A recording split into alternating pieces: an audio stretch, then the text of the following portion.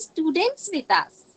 We will discuss the questions that are sent by the chat box in interactive session. They are also requested to fill feedback forms at the end of the second day of the webinar. They will get e-certificates after submitting feedback form only. Now, we are going to start our technical session. The session will be presented by Dr. Orunabha Odhikari, Department of Physics, West Bengal State University. He obtained his master's degree in physics from Calcutta University. He worked in Saha on theoretical biophysics for his PhD at Saha Institute of Nuclear Physics and obtained the degree from Calcutta University. He worked as a postdoctoral fellow at Indian Institute of Science, Bangalore, and also at University of Saarland, Germany.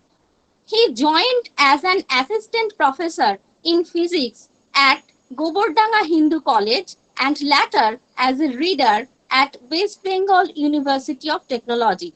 And at present, he is an associate professor in physics of West Bengal State University.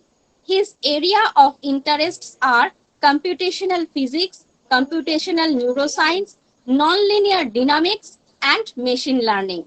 He has a strong love for Python and he is teaching Python to his own students since the last 10 years.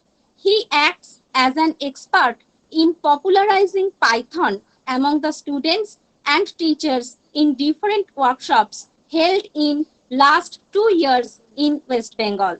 Now we will start our technical session. Now I request Dr. Orunabha Odhikari to join with us. Sir. Hello.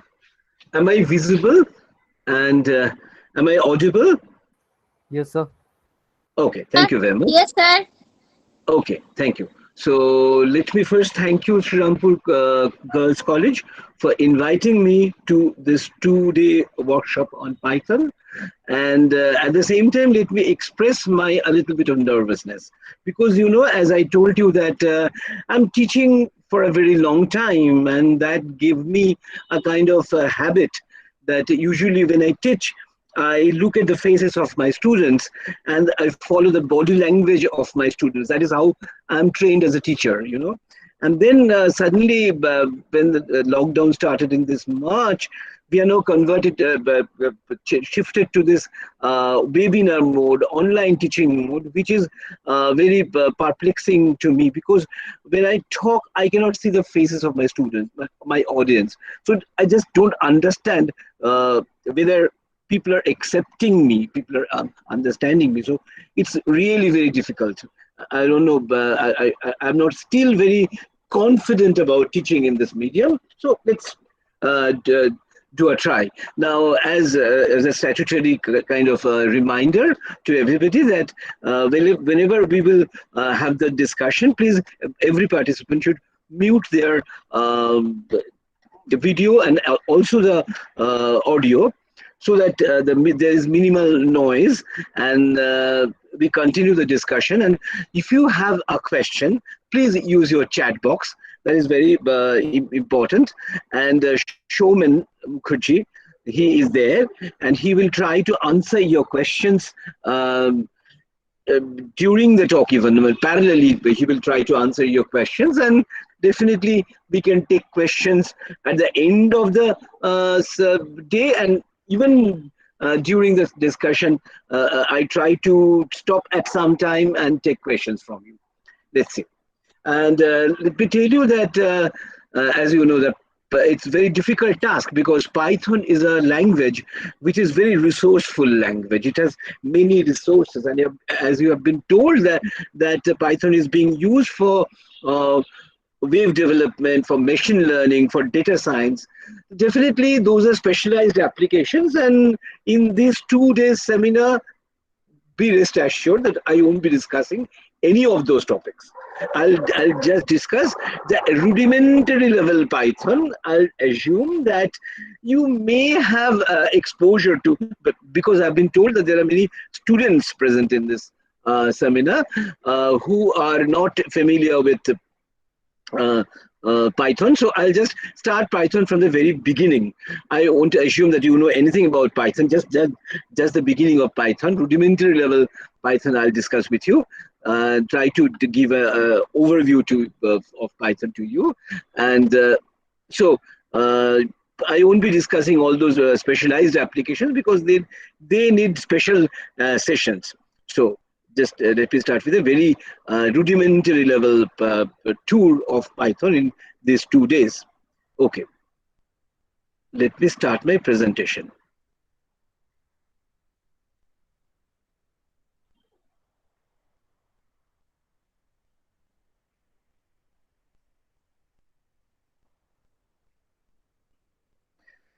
Just give me a kind of a feedback. Can you see my slide? Yes, sir. Okay, Yes, sir. thank you. Thank you very much. So, Python. Why Python?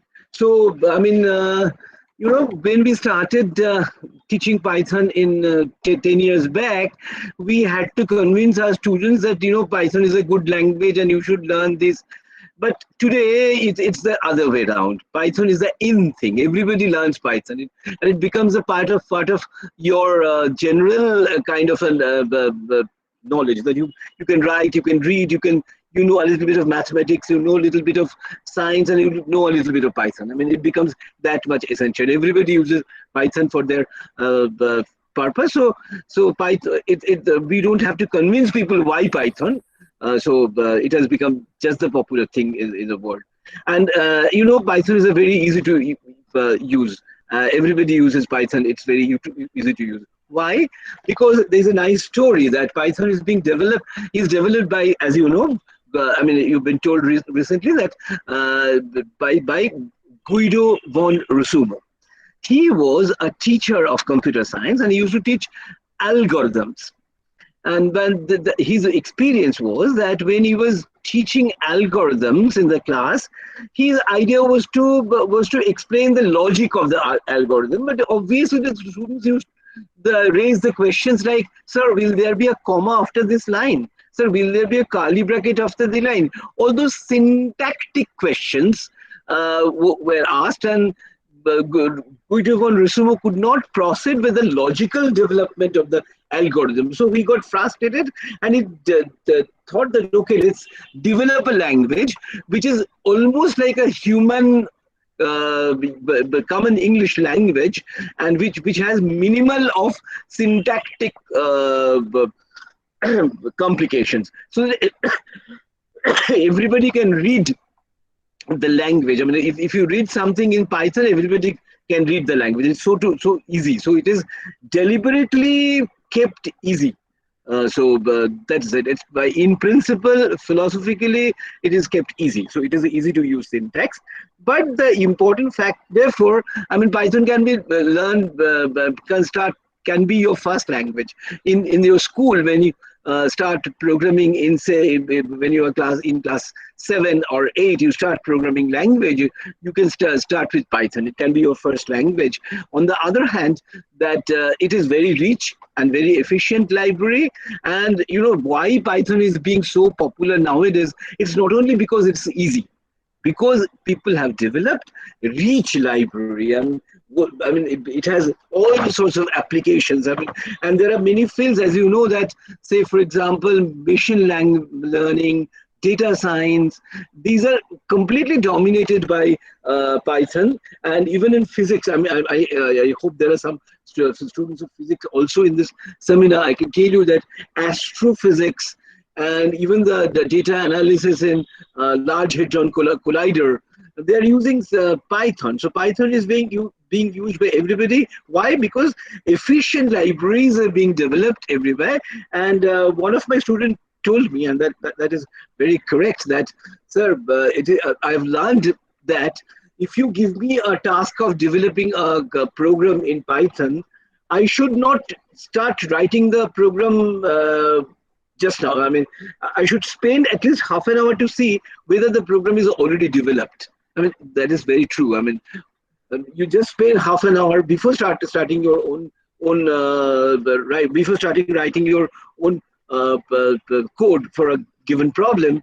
You just spend half an hour and you see either the code is already written and you can have it somewhere, or the parts of it are already written. You can download them and stitch them together. So I mean, the essential thing is that you use them. I mean, it's a kind of community development. People are developing very rich libraries, and it is very much advisable that you join in that club and you use those efficient library and you contribute to that.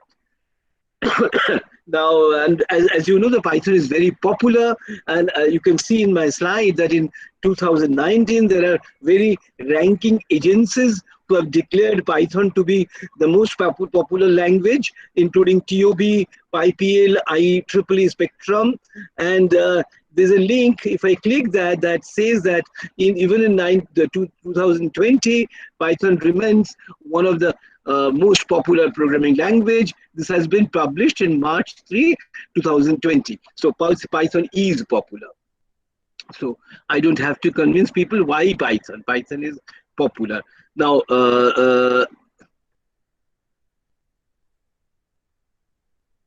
next thing is, where do I get Python interpreter from? Right? Now, let me tell you that if you are a Linux machine user, then Python is already there in your machine. Python is a part of Linux system. So it is already there. Start using it. Or you can be downloaded free from www.python.org. You click that site, you get installers for Mac, for Windows, etc. But there is a but. I use this analogy very often. Let's say, I mean, as I told you that Python, the interesting thing about Python, that there are many useful libraries, and not all the libraries are developed by this www.python.org group. There are many third-party libraries and packages which are very useful, and if you want, even they become the part of the rudimentary Python. I mean, like NumPy, like SciPy, like Matplotlib. They are not part of this basic Python that is available in www.python.org. If you have to use NumPy or SciPy or say Matplotlib or Basemap kind of thing, or pandas, for example, if you have to use these packages, you have to download them separately.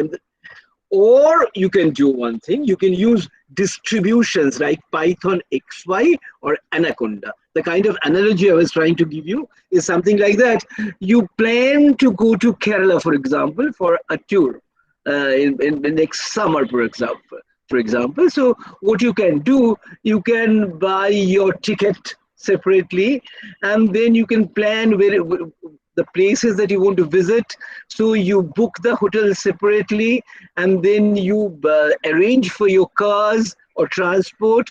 Then if you want to take a boat ride at Perrier, you buy the online ticket, and that is how you can plan your tour. And that may become cheaper, definitely, because you can optimize the whole expenses and time. So that is one way very advisable, but people can be lazy like me. So that is when you download say Matplotlib, Python, pandas, depending upon what you want to do, you can separately download them and install them in your program. It is something like arranging your own cards, arranging your own hotel, etc. But there are some distributions like travel agency which does everything for you. So the Python XY is one of this distribution. If you get Python XY, you get all the basic Python along with Matplotlib, the SciPy, etc. Or my favorite distribution is Anaconda. And the best part of Anaconda is that Anaconda can run even in Python, even in Windows, in Linux, in Mac. Everywhere you can write Anaconda. Now, the other question is Python 2 or Python 3. There are two versions of Python parallelly available nowadays. As Python has said, all the new development will be in Python 3. So it is strongly advised that you go for Python 3. And Python 3 and Python 2 are not exactly same language. There are many differences between them. Although, I mean, it's a little difference, not very strong difference, but there are differences. But I will strongly advise you that you go for Python 3. Only thing is that for the Windows user, I will say that if your Windows is not a licensed Windows, you may have some problem in running Python 3. In that case, if Python 3 doesn't run on your pirated Windows, I mean, it's not advisable that you use pirated Windows, but there are some people who does that bad thing that in that case you try Python 2, but definitely I will advise you that you go for Python 3. Now, today my discussion topic, I'm a little bit ambitious that I want to discuss something like interpreter, then if else for while syntax, list tuple string directory set, few application programs, and then I'll talk about the packets, a few packages this is my target, which is very difficult to accomplish within 2.5 hours. I'll try my best. Okay, now let's try this. Now, as I told you that my favorite distribution is Anaconda. So in my machine, Anaconda is distributed, installed, and Anaconda comes with many sub programs, sub programs, and I use two ID, I mean user interface for running Python. One of them is called Spider. And how do you, once Anaconda is installed, how do you start Spider? You have to go here. I hope you can see this. Type here. I mean, just go there and type Spider. You type Spider, you can see that there's a Spider icon there. Spider within bracket is written Anaconda 3. You just click that, the Spider will launch, and it takes some time to be launched. So as I don't want to waste that time, I've already opened this. So this is the screen that you get for Python 3 for Spider, and Spider has many windows, simultaneous windows. If you can see that this window where my cursor is this window, for example, this window is called console, where I can run the program. In the sense, I'll show you console, or it is called interpreter. I'll show you the use of this. And this window is where I can write a program. I can write a program and run this. So this is where I write the program, and the program is actually run in this window, which is called console. So now this is an interpreter. As you know that it is written that my Python version is 3.7.6. Okay, so it's Python. So now Python can be used as a calculator. So where it is waiting for, you see this in one means that it is waiting for some input. So I can just use it as a calculator. I can write 2 + 7 and give an enter, and gives me the answer. Output 1 is 9. And so plus, obviously minus, I give it with minus sign, and then star stands for multiplication, as it always, and then 2 by 15 by 2 is 7.5, so that's the division.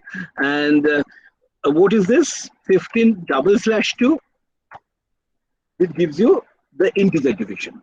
Okay, so it gives you the quotient, not the actual division. So it gives you the quotient. And so as we know that there is something called quotient, there is something called the remainder. How do you get the remainder? Is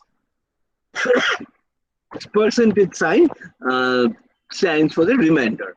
And so it is, say for example, 21 remainder 8 is 5. no doubt. But okay, I ask you a question. Some of you can unmute your terminal and give me an answer. What do you think would be the output of minus 21 uh, percentage of? See, it's 3. Can you explain why it is 3?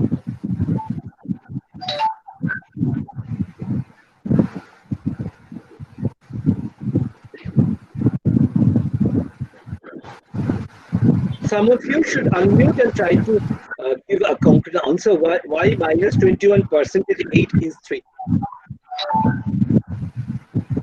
Definitely, I want not from the teachers. I mean, I want the answer from the students.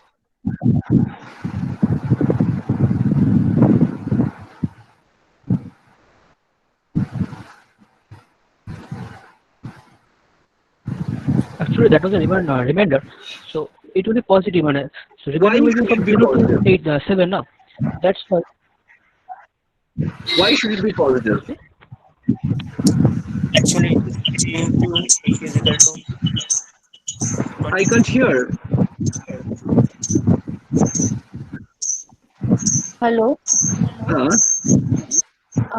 I think the quotient is negative. So Quotient. Okay, quotient is not negative. I mean, what you call? I mean, you have to target when you determine the remainder. You have to decide about the quotient, so that the multiplication of the divisor with the quotient becomes a number which is smaller than the divisor, smaller than the dividend. So the dividend is minus 21. So you have to declare something as quotient so that the multiplication of the divisor with the quotient gives you a number which is smaller than minus 21. So it is minus 24, right? So it is minus 24 and the difference is 3. So you should keep it in mind that and if you take a number, the negative number, and take a percentage with that, the remainder is not negative. Remainder is always positive. Remainder is always a number between 0 and the dividend. So that's it. Uh,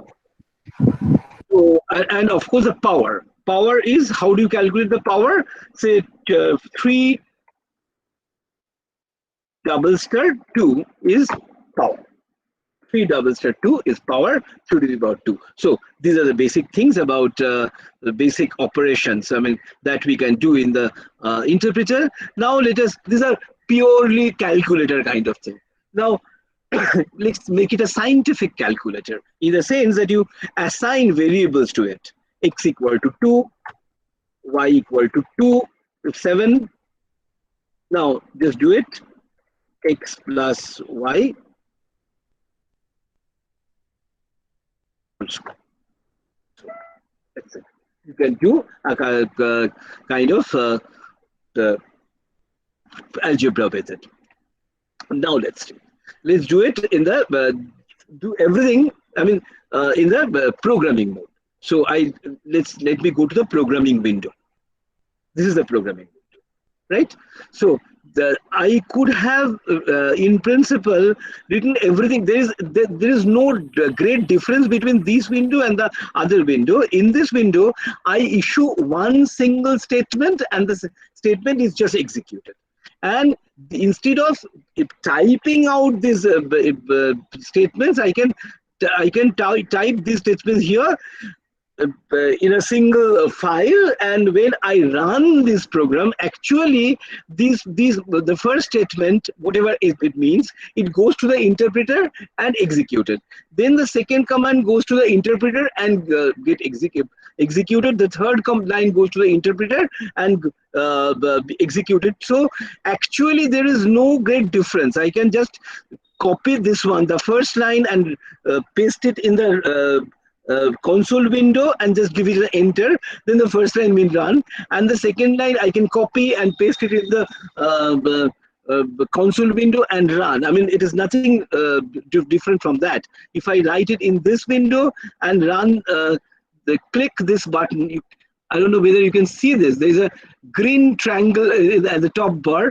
So if you click this one. So actually what happens, the first line goes to the interpreter and executed, the second line goes to the interpreter and executed, and that is how the whole thing is run. So that is the only difference. I mean, you that it just saves your type, saves you from typing each time the commands. Now let's look at this.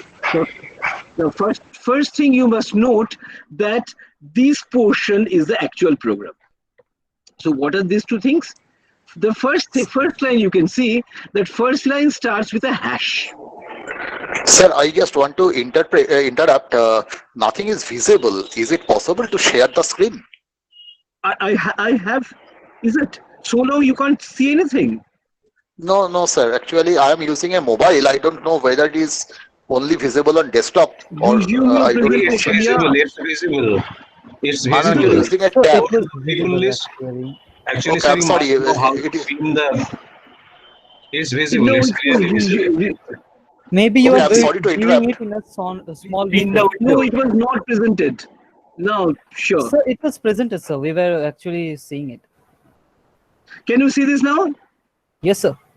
Yeah. Okay. Yes, Now, see.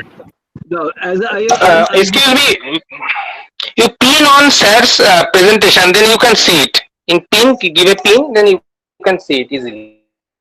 No problem. Okay. Now, look at this window, and there is the first line starts with a hash. Is in this. This is a programming window. This is a Python program, and if there is a hash in the beginning of a line in Python file, then this is a command statement. The interpreter doesn't read this line, so it's a comment line. So a single line comment we use with a hash, and this, look at this one. Up to this one, you can see that this is also a comment line which has a multi-line comment. Which in the beginning, how do you make a multi-line comment? The triple quote. It starts with a triple quote and ends with another set of triple quote. So anything between triple quotes is a comment. So this is a single line comment, and this is a multi-line comment. So actually, my program starts from here. What is the first line? It says that is the input. It tries to take input. It says that if the structure is input is a function which says that you can input certain things from the user. And what is this? This is called the input prompt. As you know that this doesn't have any syntax. You can write anything with enclosed by two quotation sign, and as I told you that you can start with a single. You can enclose your statement, enter x and y or whatever you want to write. You can enclose that by single quote, or by double quote, or by triple quote. I mean, everything is equivalent. I mean, so whatever this is called a string. So whatever string you want to give it here, you can enclose it by a quote of pair of single quote, pair of double quote, or a pair of triple quote. These are equivalent, but all you have to maintain that the quote, either it is single, double, or triple, whatever it starts with, it should end with a similar. So you cannot start with a single quote and end with a double quote, right? So. And so this is your input prompt, and this is your input statement. Now let's see what does this eval does. What is the function of this eval? So let's do it here.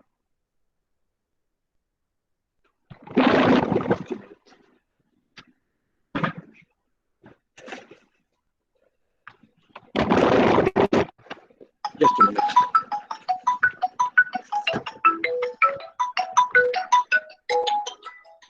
Hello? Hello? Hello?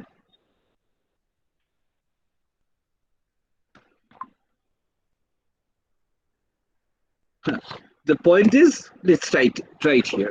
Input, say x equal to input. I write and give a number. Give a number.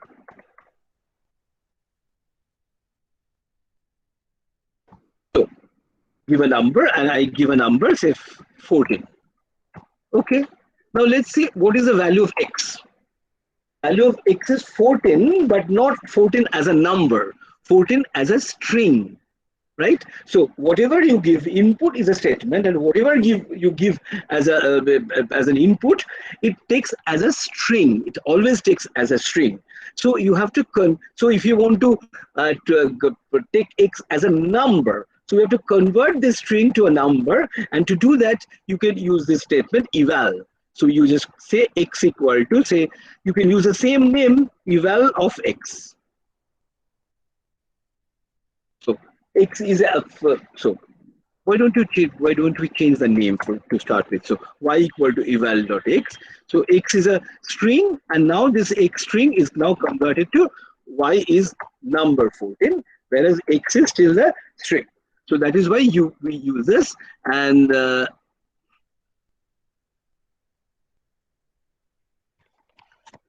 so x and y. So we input two numbers, x and y, and we keep that in the value of x and y we stored, and this is very simple. Z equal to x plus y whole square, w equal to x minus y whole square.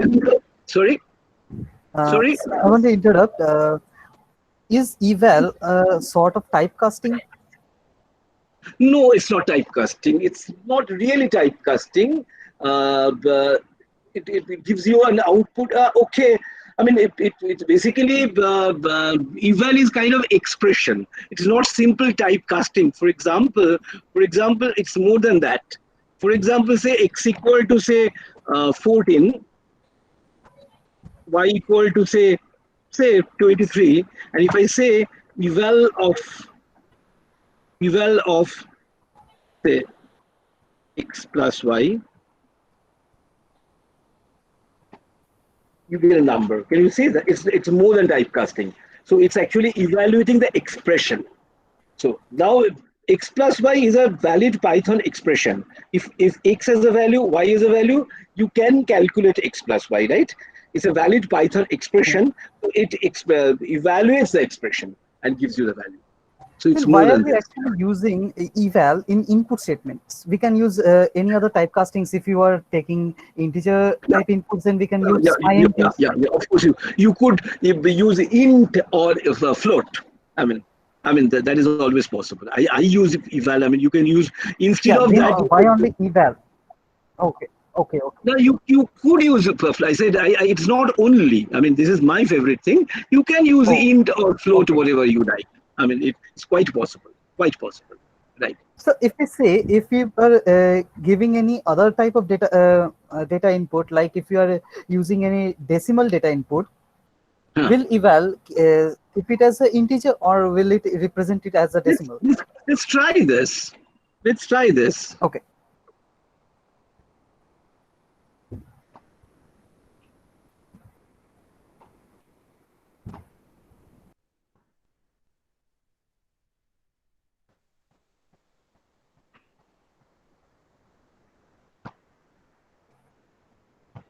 Are you convinced?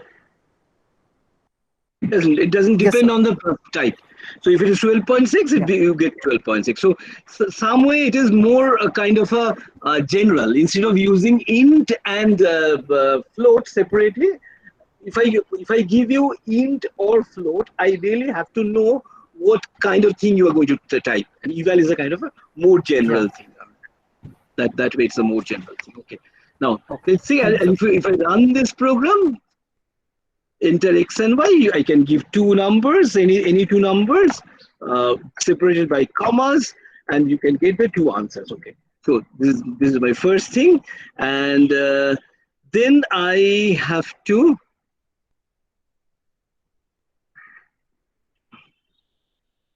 Yeah, now I have to go to this while structures, etc. Right? Okay. Now, one of the thing is that, okay, let me see the programs kind of thing. Yeah, okay, let's see. Now, this is an if structure.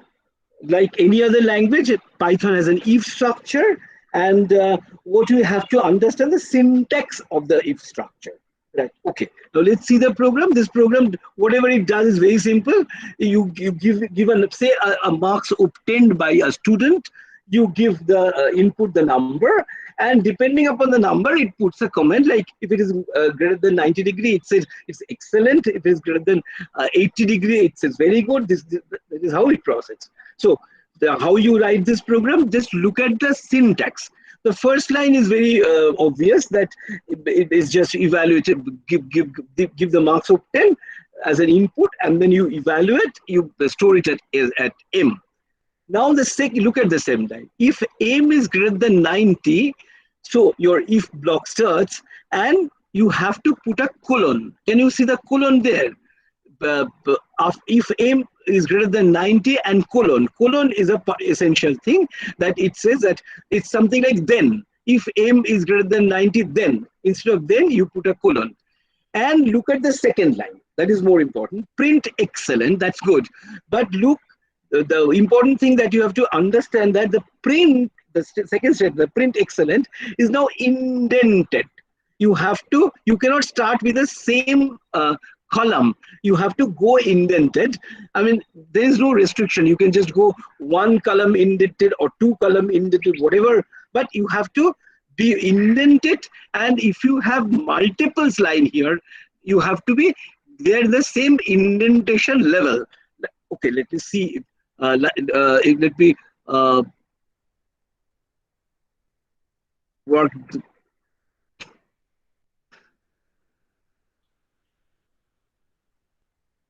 Now, the point is, what I'm trying to convince you, that this indentation is important, right?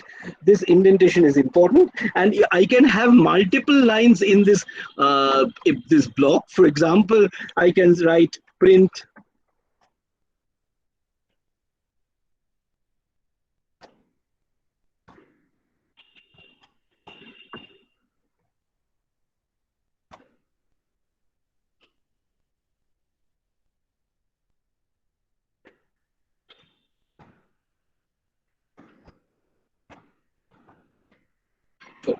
Now, the point which I'm trying to tell you, that if your first line in this block starts with this amount of indentation, the second line should also have the similar amount of indentation. There is no restriction that you have to have 8 column indentation or 6 column indentation or 5 column indentation, but whatever indentation level you choose here, in the second line also you have to go to the same level of indentation. That is why if you use this kind of a ID like spider, that gives you the indentation automatically. Whenever you give a colon and then enter, it always chooses 5 column indentation, right? Okay. So now this indentation is a part of the syntax, and those of you who are familiar with C language, you know that if I give a if statement, the if block has to be enclosed by 2 curly brackets. But here there is no such curly bracket. The indentation level itself stands for the curly bracket. The same indentation level in this. Yes. May I want to interrupt in this conversation? Sorry? Hello? Yeah. Yes, sir. Hello. I'm Sonali. I want to ask you something question about Python programming. This is array. Kindly elaborate the array function of this program. Why are you asking this question? Have I discussed about array so far? Why are you jumping into it? Let me discuss the basic actually, structure. I want to know that. So that's why this question is not relevant. You are disturbing the class. Okay, fine. Sorry, sir. Sorry. I haven't talked about array so far. So why are you jumping in asking this question? Sorry, I mean, there are many of you who know many things about Python, and you can try to ask very difficult questions, I mean, advanced questions, but that is not intended. I've been told to discuss the basics of Python. So I should start with the basic syntax structures, and array will come much later on. So please don't disturb. You may have the knowledge, you just know it yourself. Please don't disturb the class. Now, so this is very important, that indentation level. That is something that the mistake comes from. So that what I want to say that this if block, there is no curly bracket. Instead of the curly bracket, this indentation actually takes the role of the curly bracket. And then elif, you know what is elif? Elif is else if. And so this is else if, so elif and this else. So, and you should look at this colons. These colons you should be very careful about. And at this structure, that if a block starts, instead of curly bracket, we give a colon and then indentation. That is the ubiquitous syntactic structure of Python. So it is true for if, it is true for while, it is true for, and later on, whenever we will use, say, for example, functions, we will define functions, we'll see the same syntactic structure, that there's a colon and the block, instead of the curly bracket, you should have the indentation. That is the ubiquitous structure of this. And let's also let us see the curve. So far about the if block. Now see about the for. This is a for loop. For loop is, you know, the when we have a fixed number of times the loop runs. What does this function do? This for x in range 4. Now this is something that we can play with it. That this the loop, this is a loop that what does it do? Range is a kind of a function. Range 4 will give the value of x in the first loop as 0. X will take the value 0. Because I've given range 4, the first value of x will be 0, and the x will be printed, the value of x will be printed, and the square of x will be printed. And then, because of the indentation, the block, these two lines are within the for loop, and this is out of indentation, so it is not a part of the for loop. It will, the program will come to this statement only when the for loop is complete. So what the next value of x would be? The next value of x would be 1. So value of x would be 1, and these two lines will be executed, and the next value would be 3. The value will be executed, and then no, it will stop here, because this 4 doesn't tell you that you have to go up to 4. It says 4 is a red signal. Don't touch or cross 4. So you start with 0 and don't touch and cross 4. 4 is a red signal. So if you run this program, only values of 0, 1, 2, 3 will come. See? 0, 1, 2, 3. Okay. Now let's see what else can we do over here. So instead of giving one number to this 4, we can specify two numbers. For example, we can say 1, 4. So if I give 1, 4, then the starting of the range, instead of starting from 0, it will start from 1. Let's see that the last time there was x equal to 0, 1, 2, 3, 4. Now it is 1, 2, 3. So I can specify the start also, and I can also specify something like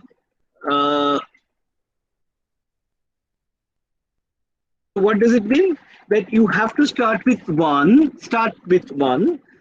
don't touch or cross 3, but then you have to do an increment by 3. So the numbers will be 1, and then 4, and then 7. Let's see.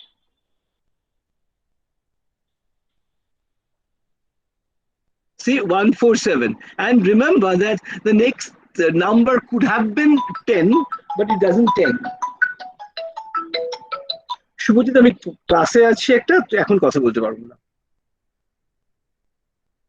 So could have been 10, but it doesn't touch 10. As I said, that you shouldn't touch this thing.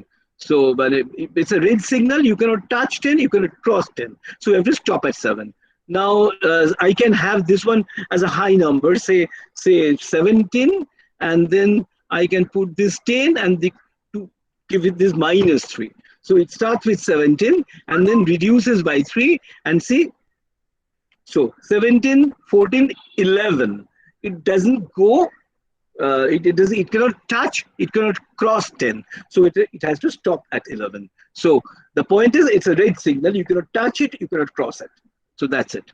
Now, the interesting point about this 4 is that there is no question that you have to run in the loop in the arithmetic progression.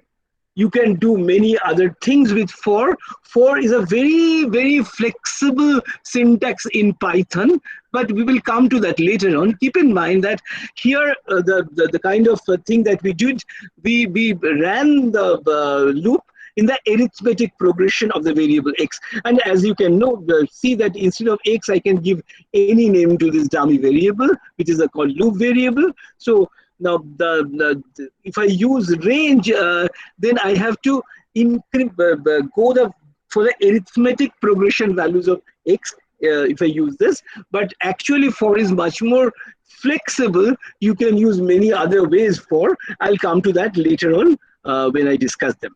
And then while. So this is the use of while.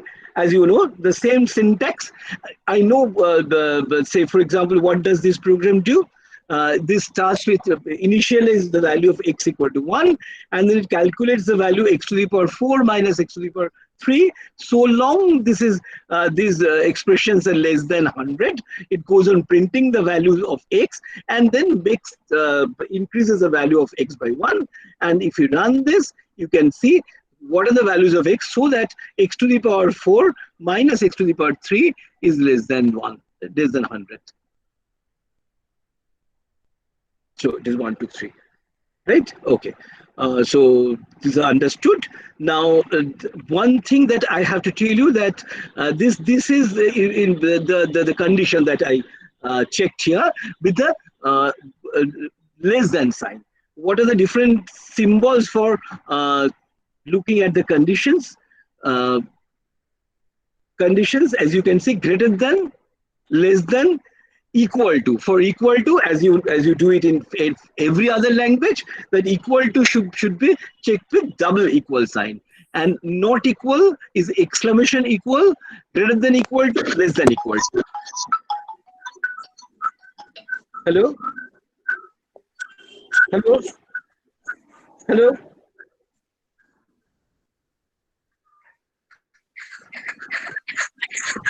Yeah, the important thing is that if you want to combine two conditions, like if x is greater than equal to 0 but y is less than equal to 10 kind of thing, you just use simple English and or, right?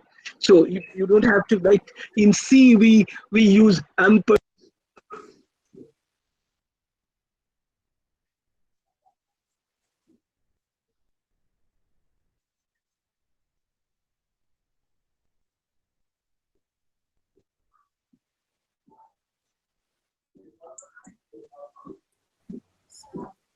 Sir, you become muted. Yes, sir, we can't hear you.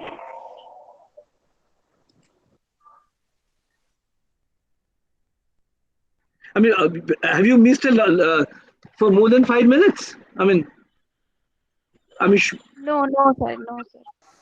so can I continue? Okay.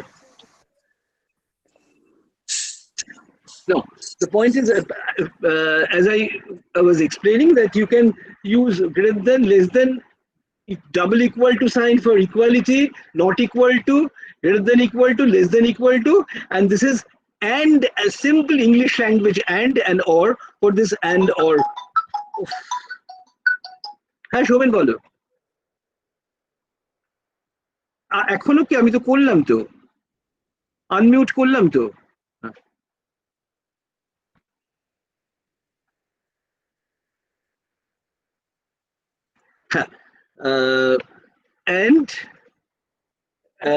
And or for simple English language. I mean, you use this simple and or.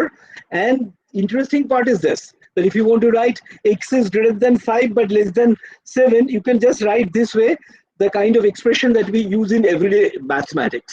You can use that. Now, this is something we have already discussed. These things are discussed. Now I'll show you one use of while statement. That is a kind of a simple program to use to calculate the HCF of two numbers. HCF, you know, highest common factor of two numbers. And let's look at the algorithm. How do we do it in the school days? Remember the way you do it in your schools, that if you are given two numbers, you divide the larger number by the smaller number and you calculate the remainder. If the remainder is equal to 0, then the smaller number is the HCF. And if it is not, then you make the smaller number the dividend and you make the remainder the divisor, right? Once again, you divide and you calculate the remainder and you repeat step number 2 to 4, and your target is to reach a condition where the remainder is equal to 0. If the remainder is equal to 0, then the divisor is actually the HCF. Okay, so write this program here.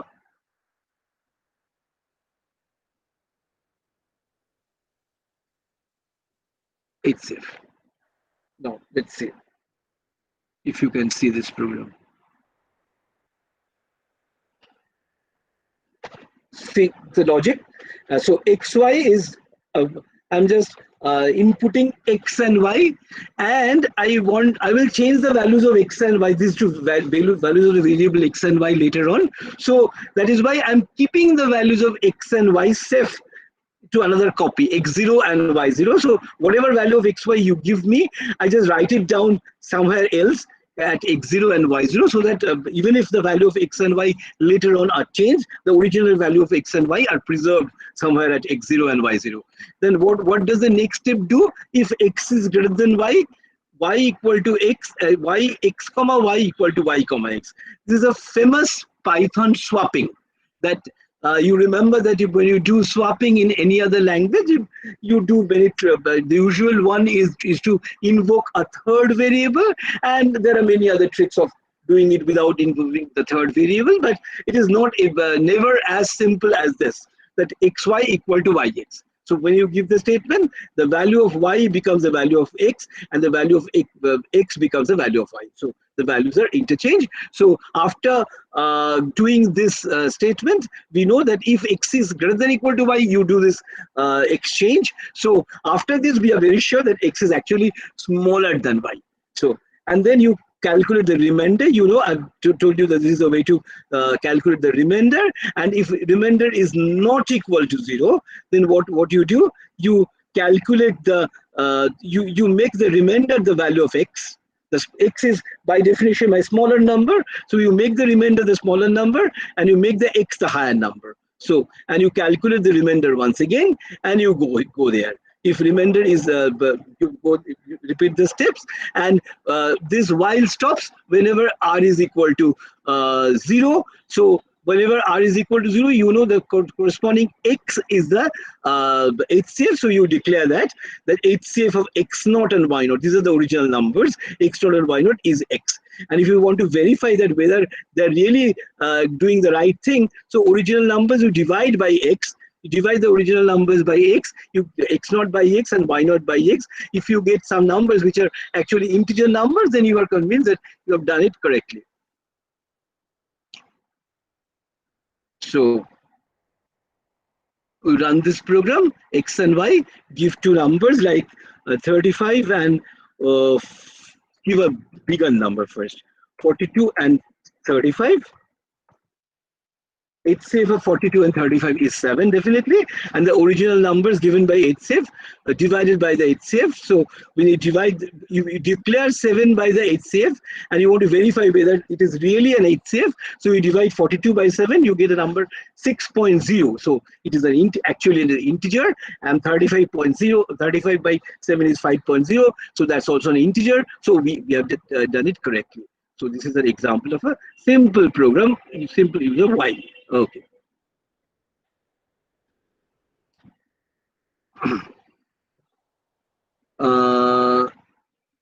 This is the program. Now I'll come to my next topic, which is list. Now, this is something that this is the most important thing about Python. Is somebody asked me that please explain array of Python.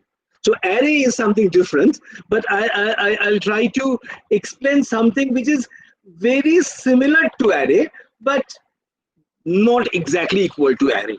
So this is called a list. it's a heart of Python, and everybody should understand the basic things about array.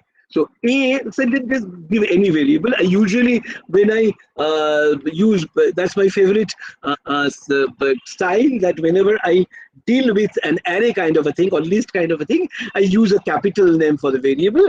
But I forgot to tell you that Python is like any other modern language. It is case sensitive. Hello? Hello? Hello? Hello, এখন কথা বলতে পারবো না আমি। So the point is that Python is a case sensitive language. A small letter a equal to 5 and capital letter A equal to 7, 8, these are two different variables. These are two different variables. So I mean, you can have the case actually matters. So now let me start a variable a equal to with a third bracket. I type certain numbers.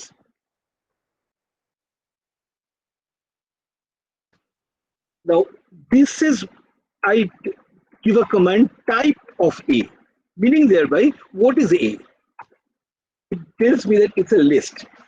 It doesn't tell me that it's an array, but it is very similar to array in the sense that it's a collection of elements. I don't say numbers, it's a collection of elements. Right? And you can have the different, you can address the corresponding elements separately. For example, what is the first element of this list? The first element of this list is evidently 2, and how do I get it back? A within third bracket 0. It's 2. So 0 is called the index of the first position. So where is 2? If I ask you this 2, where is 2 in the list? I would say that it is in the index 0 position. Index 0 is in what we in common language call the first position, is called the index 0 position. Definitely this is the index 1 position, this is index 2 position, it is index 3 position, etc, etc, etc. So as you can see that 1 2 3 4 5 6 7, there are 7 numbers. So what is the last one? If I want to retrieve the last one, I have to give a6. That is one. So remember that the first index starts from 0 and the last index is n-1 if you have n numbers. So how do I know how many numbers we have in a list? Shall we just try to count? And we are safe that it is only 7 numbers, and if there are 7,000 numbers, we couldn't count, right? So there must be some way of counting the numbers, and that is very simple. Len of A will tell you the length of the list. Len of is 7. And so what is the last number? The last number is 7 minus 1. If you have n numbers, it is n-1. Now, many people who are accustomed with C or Fortran or any other language are finding that so far this list is just another name for array. No, there are two great differences. One is that I can have a list. This is also a very valid list that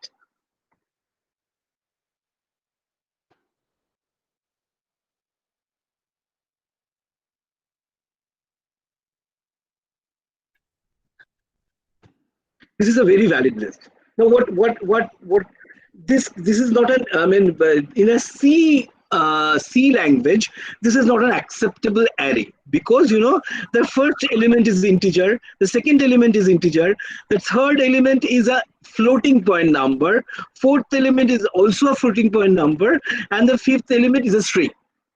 So every element can have its own data type, right?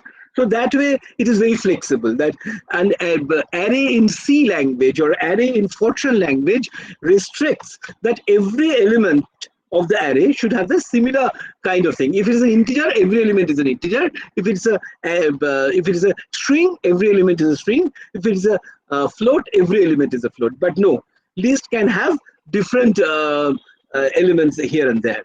And the important thing is that the array, whenever you declare an array, say remember your C language, that you first define how many elements will be there in the array. You first declare it. But here we don't have that restrictions. These array contains how many numbers? Len of A is 5, right? I can always add some more numbers to it. For example, I can write a.append 34. See what is the fate of A? A new element is added to A. So once array is declared, A is declared, it is declared to be a list of A is declared to be a list containing 5 elements. Then I use something called append. I'll show you the something called append, and using this I have just increased one element of this, and now your A is a 7 element array. Now I can write as A dot pop say 3, whatever it is. Now look at the fate of A. You can evidently see that 2.8, this number is missing from the list A. The A contained the number 2.8 there. Now I just popped it out. So my A has got one element less. So the number of element in the array A is flexible.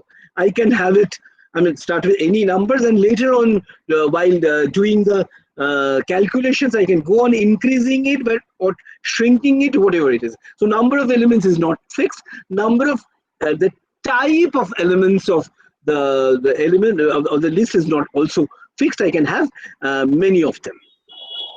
Sir, interrupting you. Sorry. Sir, one question.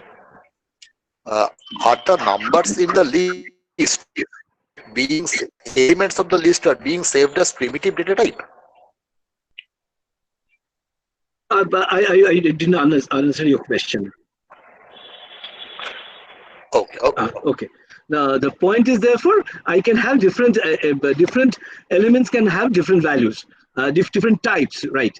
Okay. Now the next thing is, how do I slice an array? So we can have the discussion after the discussion section. I think Showman can handle this better. Okay. But after the question answer session, during the question answer session, I think Showman will handle this. Okay. Now let me continue. Now this A is this, and I want to take a slice of A. For example, I want to get this 3 up to this one. So A is big array from which I want to cut a slice. So I just have to specify the index position where I start from. This index position is, you can see this index position is 1, and this index position is, so this index positions are 1, 2, 3. So I want the numbers 1, 2, 3. So I have to give A 1 colon 4. Once again, that stop signal should not go to 4, should not touch 4, and should not cross 4. So if you give that, now you can see you have a slice A 3.5. The slice is obtained. So the thumb rule is you have to specify the beginning by giving the start index, and you have to specify the end but the stop rule, that if you want the numbers from 0 to 3, say for 1 to 3, this one 1, 2, 3, you have to put it 4 here. 4 is a stop signal kind of thing. Now then, so this is a start colon stop stop. Of course, like range, you could specify the increment also. For example, a 1 colon, say this is 1 2 3 4 5, 0 1 2 3 4. So 4 is 5. So definitely would give me the first one, for index number 1, and then it increased by 2, so it will give me the index number this. So the index is the syntax is, therefore you specify the start position, you specify the end position by the stop signal, and you specify the increment. But of course you can default. Usually if you don't specify the increment position, increment is taken as 1, and if you don't specify the start position, obviously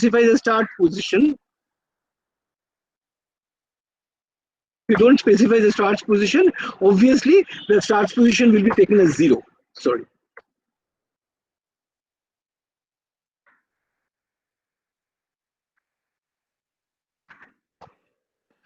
The start position will be taken as 0, and if you don't give the end position, end will be taken as the end. So if you just give 3 bank, of course it starts from 3 and goes up to the end of it. So you can default any of them, and if you just give this one, you can. This is also a valid signal, but this means the entire array, of course, starts from the starts and ends with the ends. Okay, so this is about the slicing. And then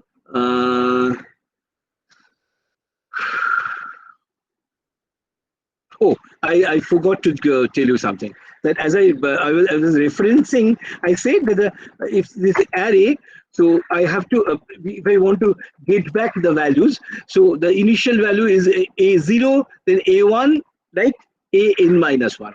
But there's an alternative way of addressing the values. For example, you can say A minus 1. A minus 1 would mean the last value of the list, 34. And A minus 2 would mean last but one value of the list.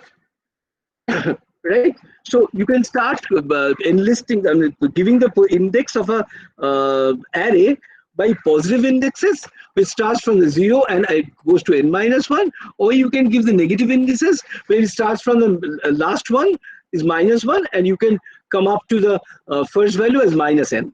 So either it is 0 to n minus 1 or minus 1 to minus n. Those are two valid custom indexing. Okay. And I think we have discussed about now the most important thing. Right. So now as we have discussed about list, if I say range, if I just say range, the range of say 20, definitely the answer won't be any list. Range doesn't give you a list as such. It's a loop generator. But there is a very easy way of converting this to a list by simply typing list over here.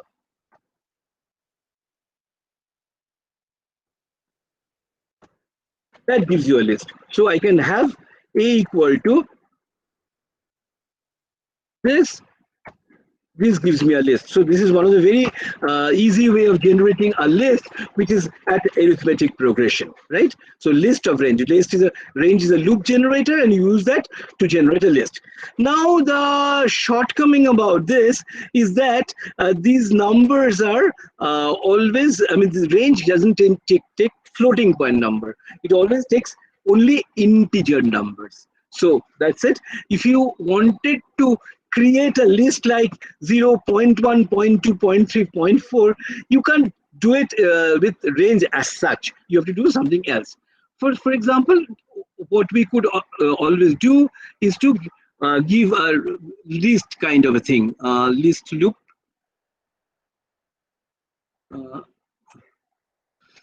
Yeah, this is the kind of thing that you could do, that you generate a list.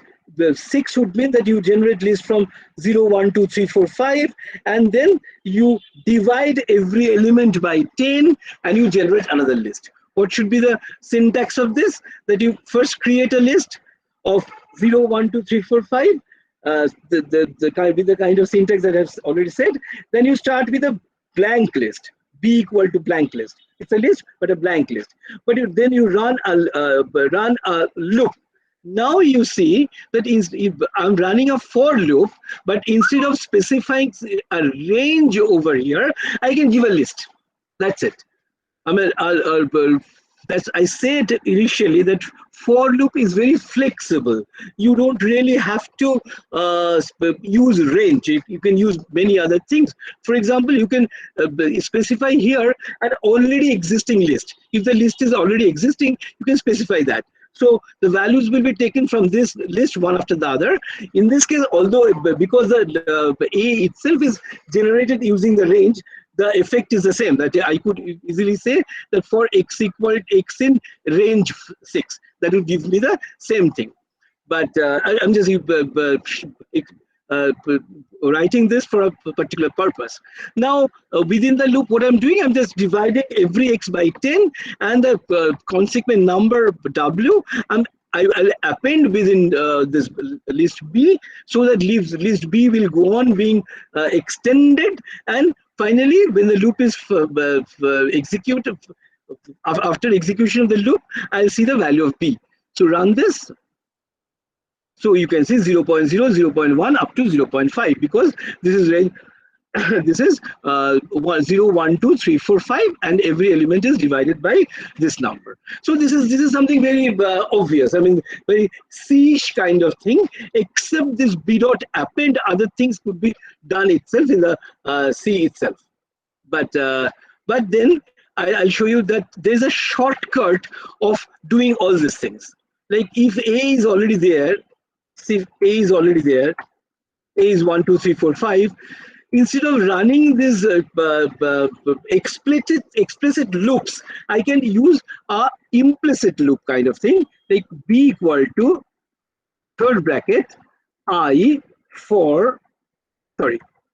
by 10 for I in A. That will be the same. So this is called list comprehension. You know, it's nothing different from the left hand side. The left hand side, everything is just contained in a simple compact sentence. I by 10 for I in A. So this is called list comprehension, and I can make the list comprehension even much more complicated. Like instead of say I generate a longer list, for example, A equal to range of list of range of say 30. So long numbers, and then I say that B equal to if I percentage 3 is equal to 0. So what does it mean? That I want to create a list of B, list B, which is I by 10, but not all elements of I by 10, only those elements which are divisible by 3. So I can make my list comprehension even more complicated, and that the simple thing gives me the B. So you see, not all numbers are present. Only you get those i's which are divisible by 3. You can get an output, right? But you can use list comprehensions like this. So this is called list comprehension, and this is very powerful and kind of a more advisable thing. That one of the thumb rule in Python is that try to avoid the explicit loops. Explicit for loops is if you don't have any other option, you use explicit for loops, but you try your best not to use the for loops, because list comprehensions run much faster. So you try to write in terms of list comprehensions as much as possible, right? So you can see that you can have a kind of, if you can see this, there's a this runs over two different lists. For example, I is this, B is this. I want to run this one. This is the AI plus BI for I in range of len of A. What does it mean? That I mean, it is not necessary. I could have AI plus bi. I take this element and this element. The value of I should be from 0 to the length of the list A. So length of the list A is range. So I run this and see this. So you get a value, and I can use this kind of function also, that AI star bj for I in range of len of A, for j in range of len of B. So here you get, it's a kind of what you call nested loop. So one loop will run over I, the other loop will run for j. So if you run this program, so there are 1, 2, 3, 4, 5 elements each in A and B. So 5 into 5, so you get 25 elements here. So you can run this kind of nested loops also using list comprehension. So list comprehension is actually very complicated, very useful thing. Like you can see there's list comprehension here, that if x is greater than equal to 2 but less than 7, you take those x only and you keep them. So only greater than equal to 2 means 2 will come, 3 will come, 4 will come, and 7 will not come because it has to be less than 7. So you can see, and here it is. I can see that if I is greater than equal to 0 and I is divisible by 4, but I is not divisible by 0, you can also have an expression like this. I mean, so this complicated list comprehension can be written. So you can play with this comprehension, and many of the simple for loop like applications can be actually coded with a simple list comprehension. So these are very useful, and you should try using list comprehension as much as possible. Now there are many functions on list. Now one is len, that we have already discussed. Max of a list gives you the maximum value of the element present in the list. Min is therefore the minimum of this, and sum is the sum of elements of the list. And now I'll come to the most interesting thing about list, the list methods. Now you try to see that whenever I use this one, these are called functions. And the syntax is, when I say list, say this one, see, I've used two different things. One is A is a list, and I've said len of A. So this is called a function which is used on the list A. On the other hand, I've used this A dot append 20. So you see two different ways of using it. In one case, I'm giving the name of the function before the list, right? So these are called function. But here we are writing the name of the list first, then a dot, then the name of another function. So these are called methods. Methods are specific functions which are used for list also. So what is the big difference? I will show you that if len can be used on list, it can be used for strings also. It can be used for tuples also. So len is a more general function which can be used for strings, for using on strings, on lists, on tuples, etc. So it is a general use. That is why it's called functions. Whereas append is something which can be done only on list. So it's a list specific function that we call method, and the way to use it is you type the name of the list that is you want to act upon, and then dot the name of the specific function which is called method. So now the interesting point is, how do I know what are the available methods? The easiest thing is to type help of, say, list. That will give you a lot of things. The interesting things is that you first ignore those name functions which starts with double underscore. You just come here which starts from this append. You can see it has a method called append, and there's an explanation. What does append do? So there are many methods, and they're very self-explanatory. And as I said, that you know. There is no end to it. I cannot discuss every sort of methods. I cannot discuss every aspects of Python. But the key to the way of learning Python is to read the online help, and of course to understand the error messages. If one can understand the error messages and one can understand the help, one can learn Python. Easily. I mean, it's quite easy. One can learn it oneself. Doesn't need any external teacher to teach you this language. Is so easy, but you have to understand how to read the help. So now, for example, you have a something called count. Count returns number of the occurrence of a value. So it's very obvious that if you have a list which has a repeated value, say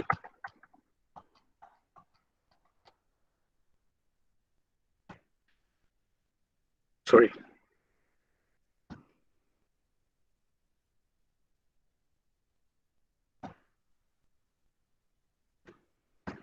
And therefore a dot count of 2, for example, would tell me how many 2s are there in this list.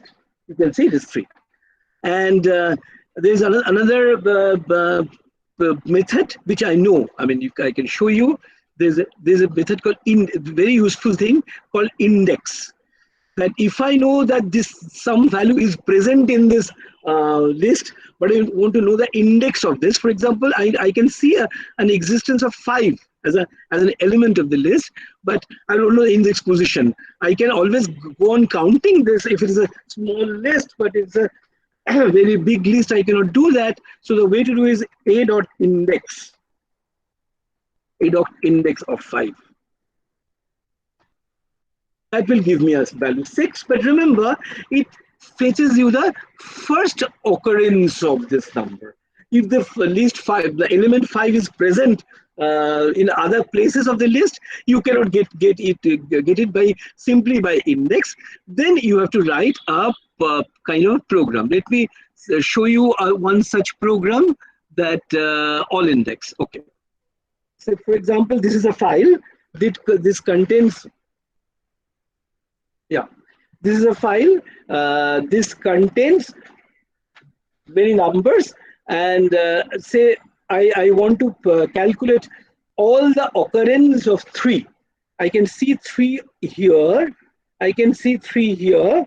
I can see the 3 occurring in many places. I want to know all the occurrence of indexes of this.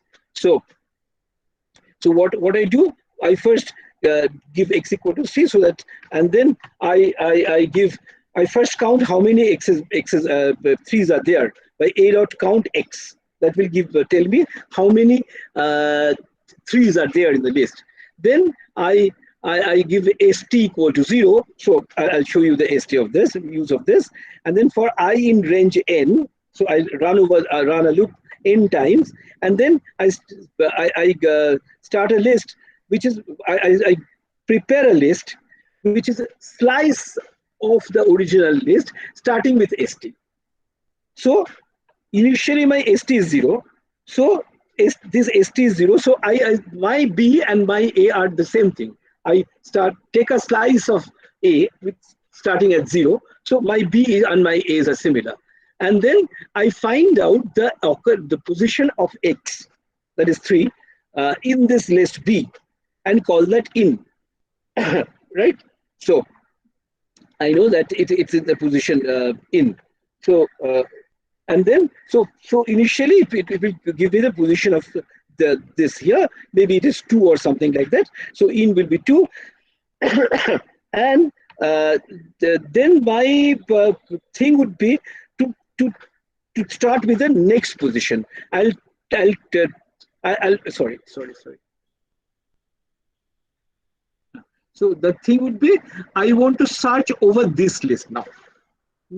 In the next go of the loop, I will search not the entire list, because I know that 1, 3 is already found here. So I'll look at the remaining part of the list. So I start with a starting value, which is just after the index number of 3. So index number of the 3 is in n. So I'll give st plus in plus 1. So that will give me the next position where I have to start from searching. So I run the list over there, and now I take a slice of A starting from the new st, which is st plus in plus 1. So this will give me this list, and I'll try to find out the position of n, and then every time I'll print the value where I get it. So I run this program, so I can see that it gives me all the indices of the occurrence of this A. So this is one of the programs that tells gives me the use of all the indices of the thing by using two different methods. One is count and one is index. I can find out all the positions of a particular element. So this is something. And there's another interesting method I should talk about is this one. Let's say A is a variable. I give A equal to 3. And then I say B equal to A. And then I say A equal to 7.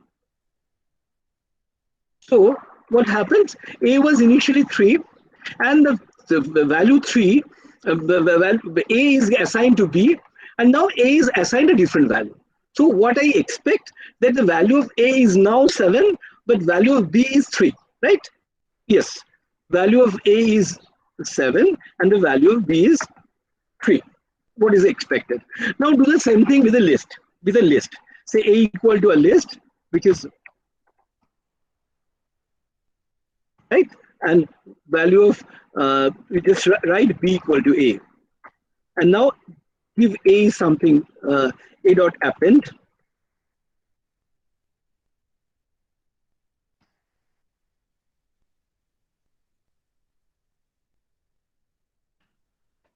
So your A is this.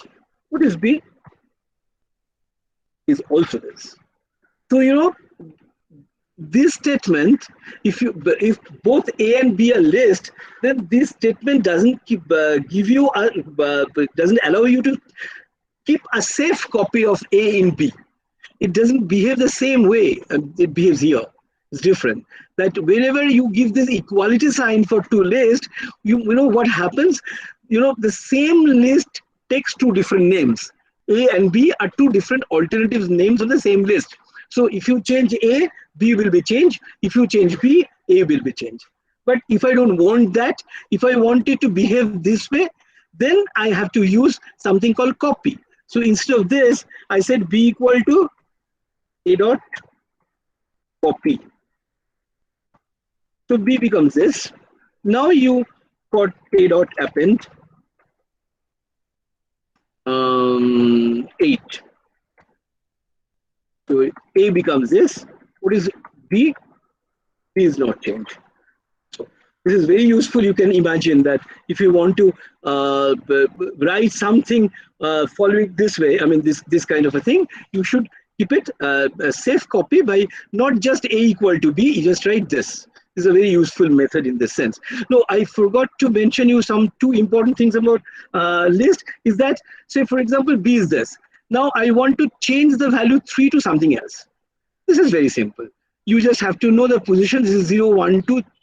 So just B2 equal to say -2 would just change this value. So this is very simple. You can just do it. So the point is therefore that once a list is created, you can have different elements of the list of different data type. You can extend the list, you can shrink the list, you can change the values of list. So it is every way it is a flexible kind of thing and mutable kind of thing. And the other thing that I didn't tell you, that what happens if I write A is this, A is this. What happens if I write A plus B? You can see this list A and list P are concatenated. These are that's joined one after the other. And therefore, I can have B is this, and what is 2 star B is just equal to B plus B. Just B plus B equal to 2 star B. So I can have 3 star B, I can have 4 star B, etc. But definitely I cannot have 2.5 star B. That will give you the error. Can't multiply sequence by non-integer type float. You cannot do this because you cannot. I mean, whenever you give 2 star B, it is equivalent to B plus B. But 2.5 star B cannot be interpreted in that way. So I mean that cannot be done. So this is called concatenation. So you can find out what are the different methods present in list, and you can play with them. Now this next thing is next data type that I have to talk about is called tuple. So tuple is very similar to list, but instead of third bracket, here we use the first bracket.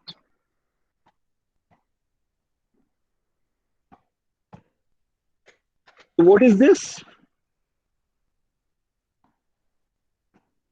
It's called tuple.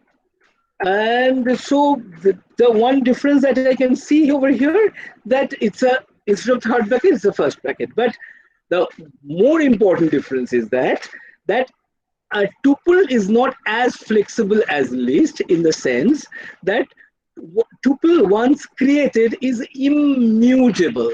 You cannot extend it, you cannot shorten it, you cannot change any value of this. So it's a fixed thing. You cannot change it. You can of course slice it. You can you can retrieve each component of the tuple as treating is as a list 0, 1, 2, but you cannot change any part of it, and you cannot change any extend it, etc. So it's a tuple can be viewed as an immutable list. But the most interesting point about tuple is that what if I forget to give those brackets, just I give 2, 3, 4. What is X? You know, it doesn't give you it doesn't give any error, so it is not an objectionable statement. You can make such a statement. What is X? Then I didn't give any bracket. So what is type of X? Still a tuple. The tuple, usually I would say that the tuple should be prescribed with the value of the brackets, but even then if you forget to give the brackets, it's still a tuple. So that is one of the use, that tuple can be used without even brackets. So if you do just give some numbers without brackets, it's automatically taken as a tuple. And now there are two important things about tuple packing. This is called a tuple packing. So if you don't give a bracket, so give a few numbers and forget to give you a bracket, automatically they will be packed into one data type, and that's what is called tuple packing. On the other hand, you can write, say, X, A, B, C equal to X. So what is A? See, X is 2, 3, 4, and if you say ABC equal to X, the 2 will be given as a value of A, 3 will be given as a value of B, and 4 will be given as a value of C. So this is called tuple unpacking. Already there is a packet, and you can unpack it and assign it to different variables. Of course, the condition is the total number of components present in the tuple should be equal to the total number of variables you prescribed in the left hand side.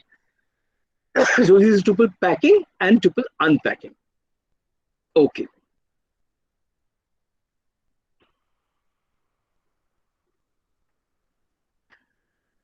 Oh, acha. Let me show you this example.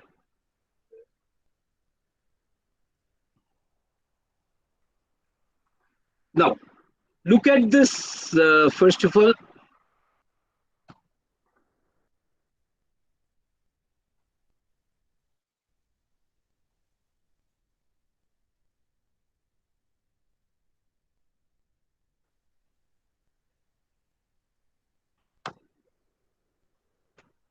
Okay. Now look at this number and look at this function, and somebody, definitely I want the students to pick out. Some students should tell me what this function is doing. This program is doing.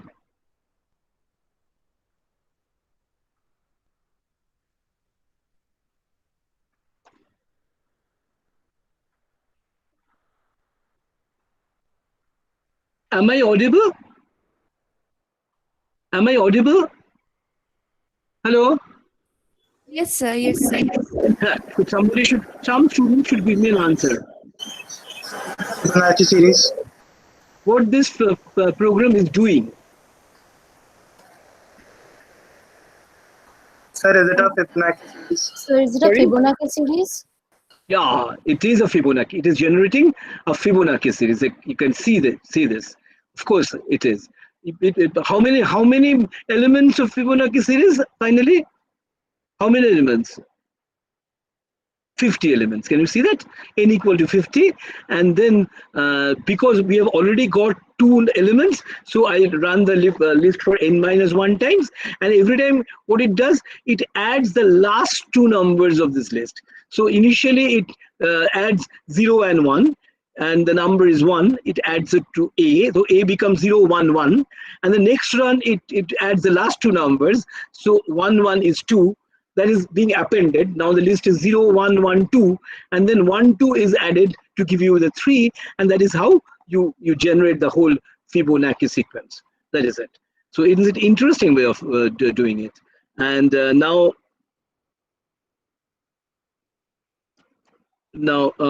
as I said that, you can now write this one, say B equal to I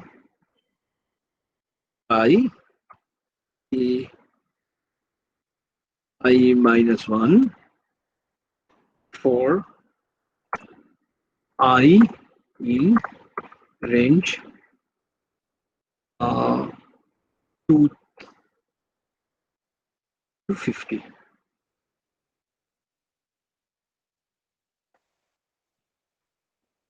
Okay.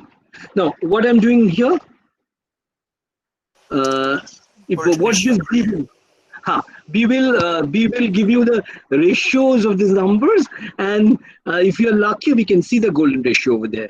So run this.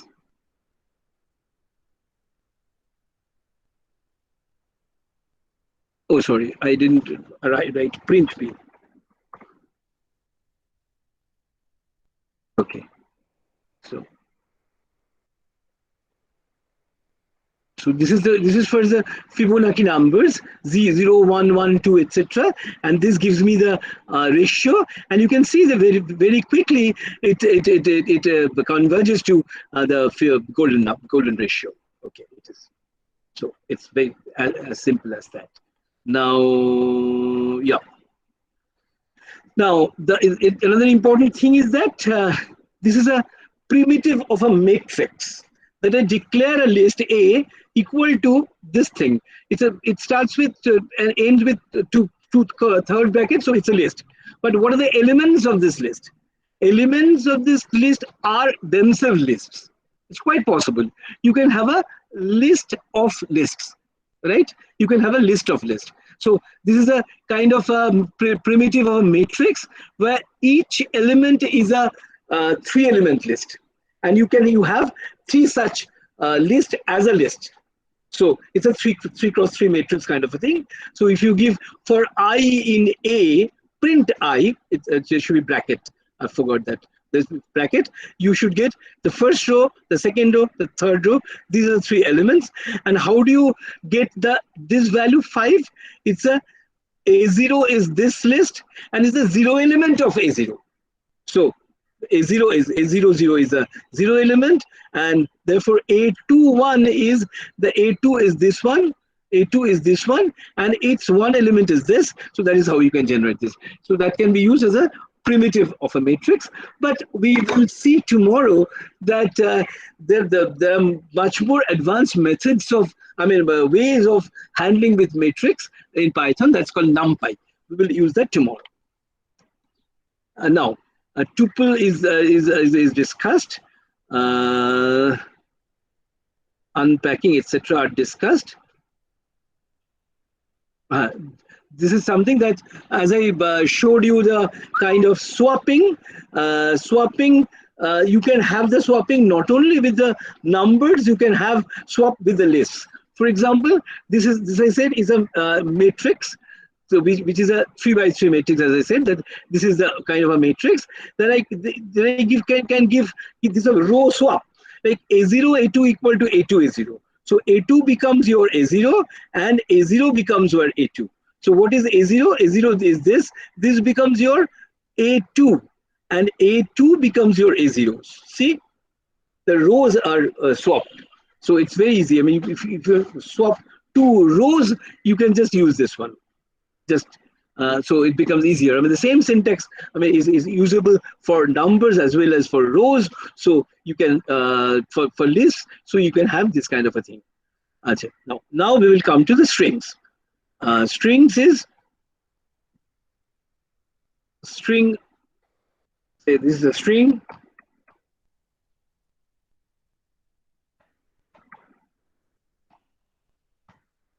So this is a string.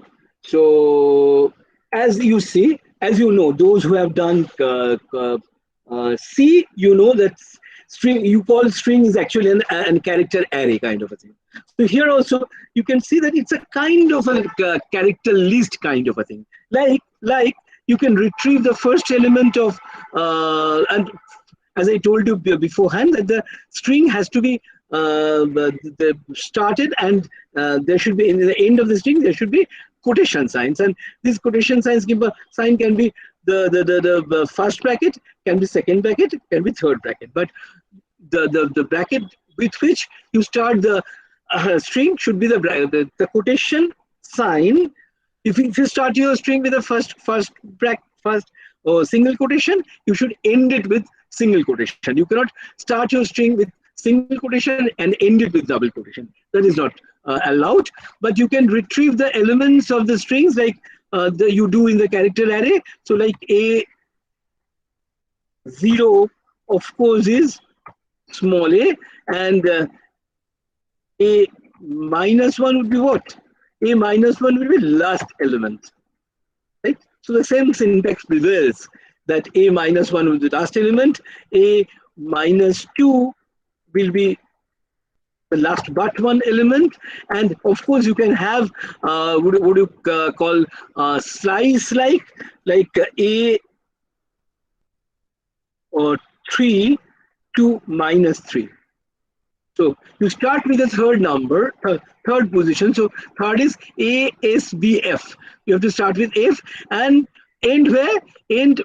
Your stop sign is the third position from the list, from the end. So S G A minus 1, minus 2, minus H is the minus 3. Here it's the stop signal. So actually I'll get up to F. See? So the same slicing thing acts over here also. So you can also do this kind of slicing. So referencing but the interesting thing is that you should always keep in mind that a string is immutable once again, in the sense that now you cannot say that A0 is character B. See, A0 was A, na? A0 was A. Now you try to do this thing. It says that string object doesn't support item assignment. So once the items are created, you cannot change it anyway. So that is the main difference between a list and a string. The string is immutable, like a tuple. It's immutable. You cannot change. So, but what you can do now, say A plus A, say A is this, and B is another string.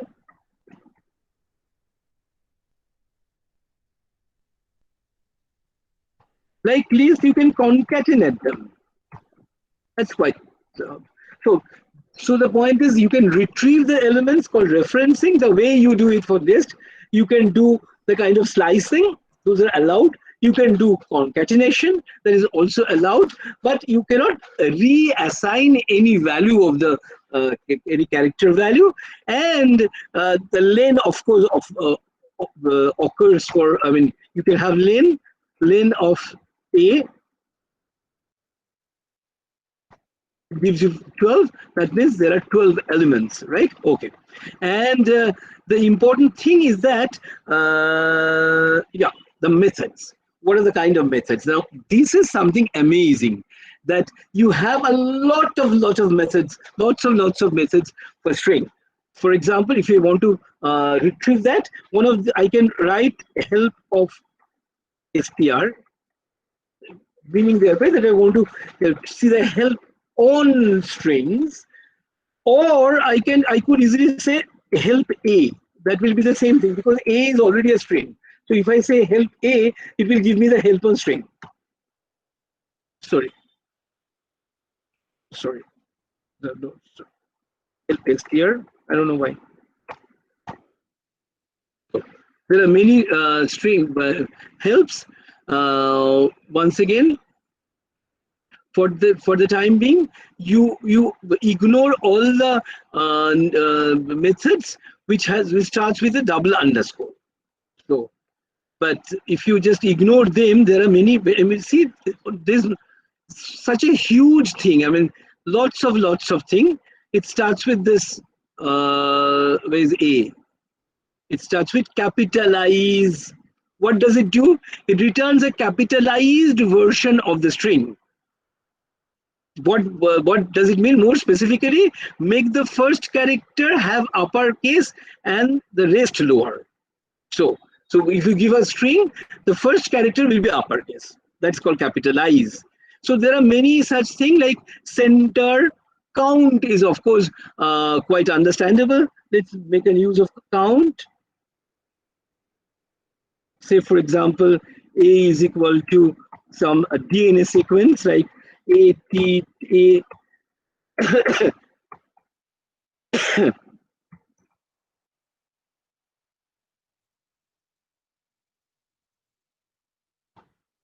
Right, and I want to say A dot count.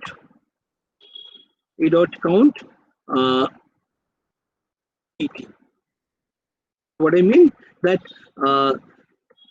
try to find out whether there is a substring TT is present in A and how many times it is present. Just you can see that you can just specify a substring and find out how many times the substring is present in the original string. So that is it. And there are many upper. You can make up important. Now I'll show you some important strip. Strip is very interesting and very useful also. That for example, A is equal to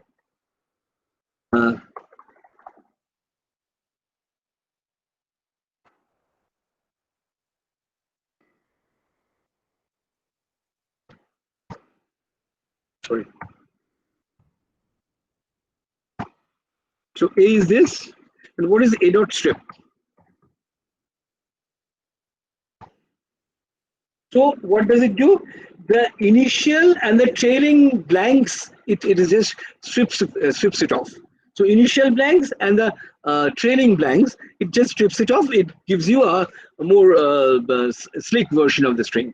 It removes the initial and the final blank spaces. So it is very important. And another interesting thing is this. Say for example, if I say A equal to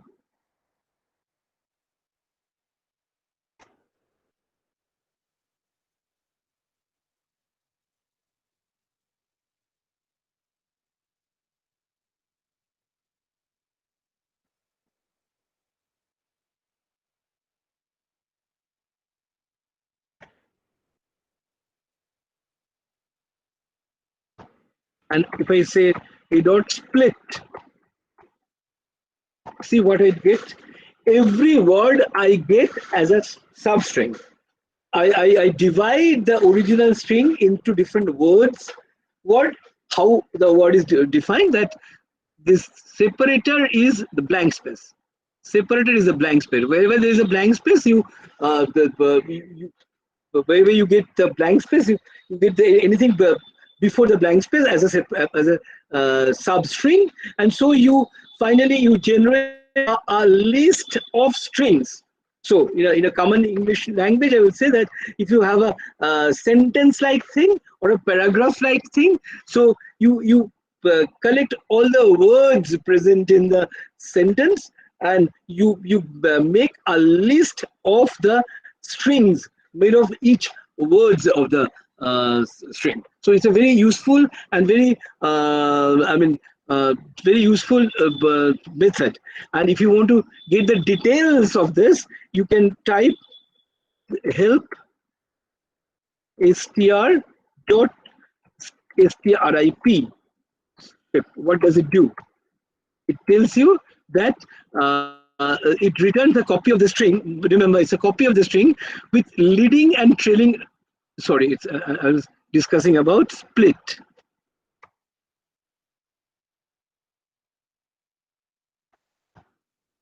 It says that returns a list of the word in the string using sep as the delimiter string. Now, if you don't give anything, don't specify anything, then sep will be taken as a blank character, but you can specify something like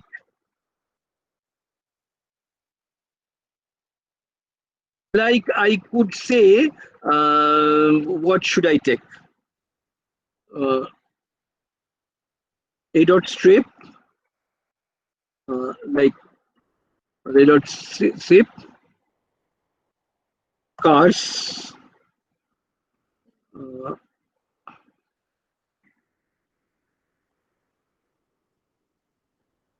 Let's see.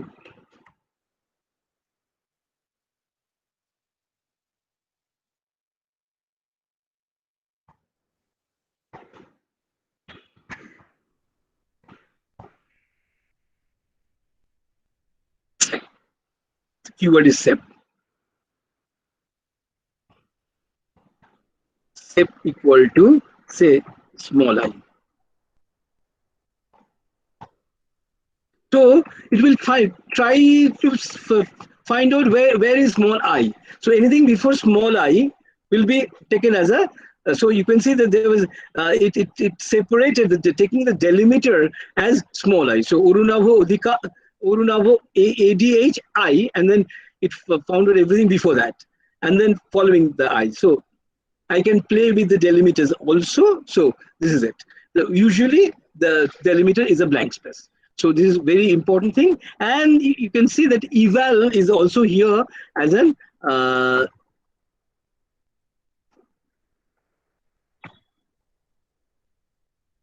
sorry. Oh, sorry. Eval is not a method. Sorry. I'm very sorry.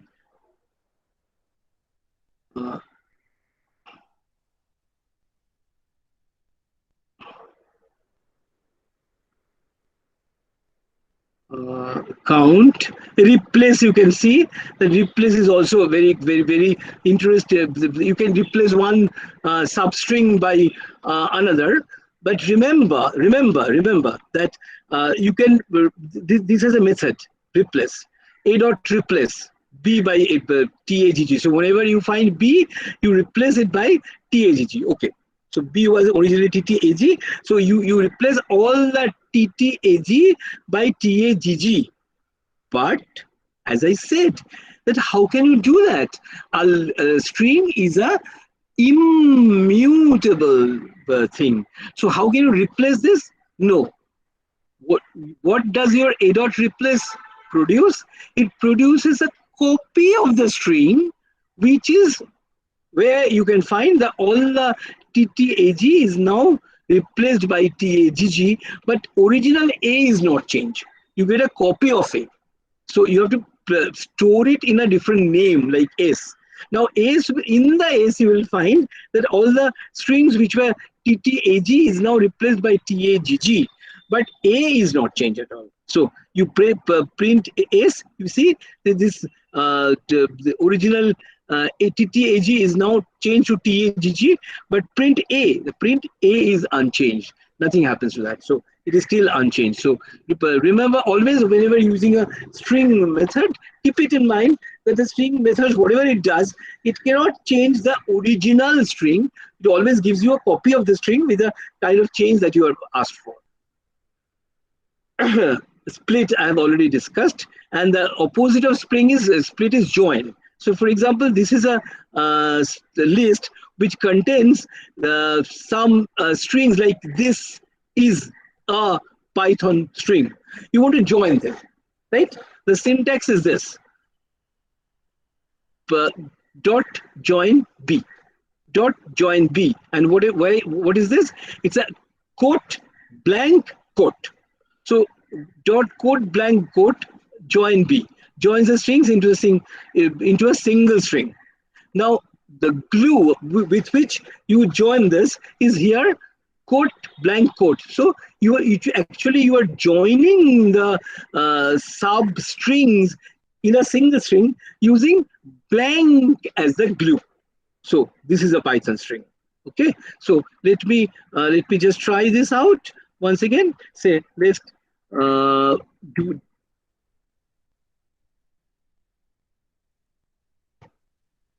a dot split b equal to a dot split. So b is this. So I want to join it back. So I can say using blank as a glue, I join a.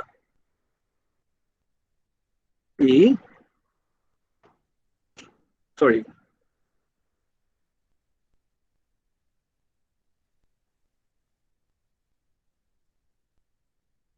Oh, this is B, sorry.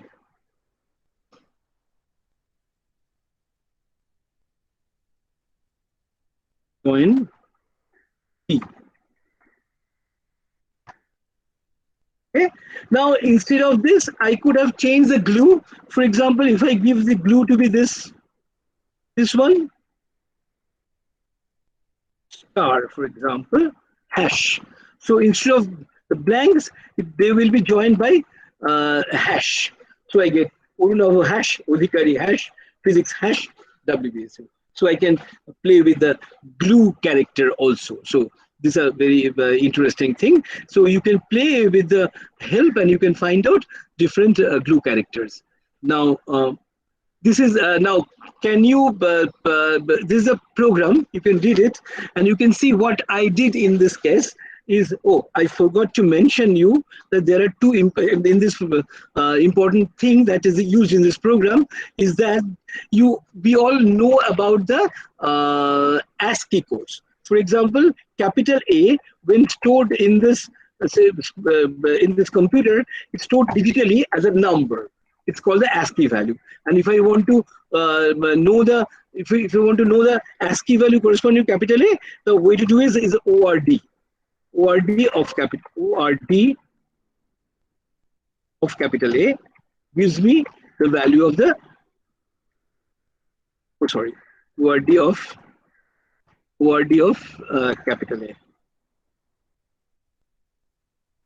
Gives me 65. It tells me that the ASCII value corresponding to capital A is 65, and the beauty is therefore the active ASCII value of capital B is 66, ASCII value of 6, C is 67. The ASCII values are consecutively placed. And what is the ASCII value of small a? It is 97, and therefore the ASCII value of the small b is 98, and so on and so forth.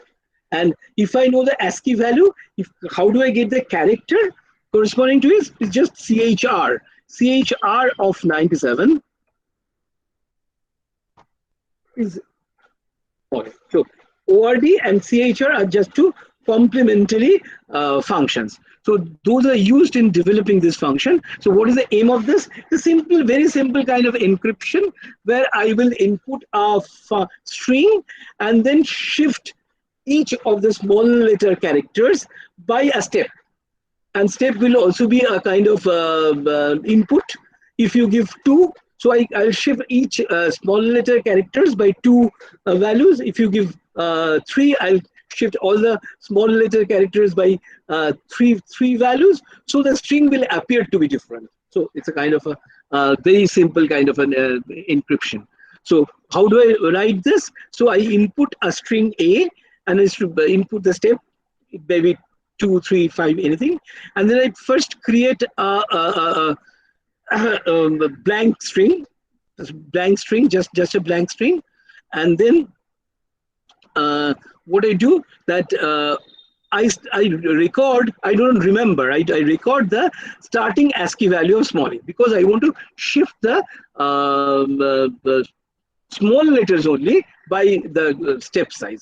So I have to know the ASCII value of the small a, and also I have to know the ASCII value of the small z. I have to keep the ASCII values limited within small a to small z. So I should know what should be the starting ASCII value. Where does a start from? And that is s. Then I run a list over a. Now what is a you see? A is a string. So as I told you that for is very flexible. I showed you the use of for using range. Then I showed you the use of for using a list. Now you see I'm running a for over a string. I run for over a string. So it runs over a string. The basic idea is that for can run over anything which has many compartments, many parts. The things which have many parts are called iterables in Python. One of the example of iterable is list. List is an iterable. String is an iterable. So tuple is an iterable. So these are all examples of iterable. So for can run over any iterable. So because string is an iterable, it can run over, for can run over string. So this for, if I say for L in A, so the first character of first value of L would be the string that you give, the first character of the string, and then in the next run it will be the second character of the string, and that is how it will run. So it will scan all the characters of the string and first decide whether it's a small letter character. Okay, I think there's a small mistake. I changed this here. If string, string, this one. So if it's a lower case, I'll first see if it's a lower case, then I'll do the next thing. And if it is not a lower case, I'll just say b plus equal to L. So b equal to blank. So what does it mean? B equal to b plus L. So L is whatever character you have other than lower character, you just copy it in the B. So B will be extended by the character. And if it's a lower letter character, then find out the corresponding ASCII value and then take the difference from S. S is the difference of the ASCII value of A. So you know how far you are from A, right? How far you are from A. Add the step size, step it. So you shift it by some more characters. Then you take the percentage value of 26. It is important because if say one of the characters is Y, and if you want to shift it by 3, so Y plus 3 will be more than Z. You have to fold it back to A. So that is why I take it with a percentage value with 26 so that it doesn't cross Z.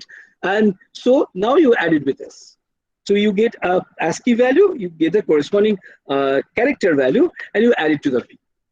So B will be added to it, and so my string will be a kind of a simple kind of an encryption it will take, and so I can run this. So for example, I can say Orunabho Odhikari, and then I shift it by say 3 characters, and so you see this becomes my thing, and I can get it back also. For example, I run the program once again,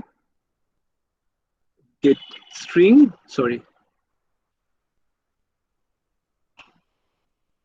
copy, paste, and -3 give me this.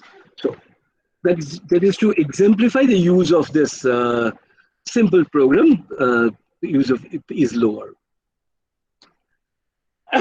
Now I'll show you some interesting results of split and eval.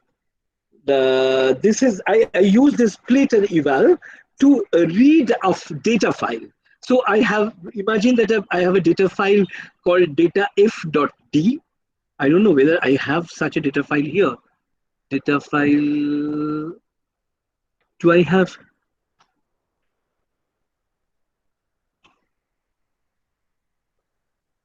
I have to have such a data file to exemplify this.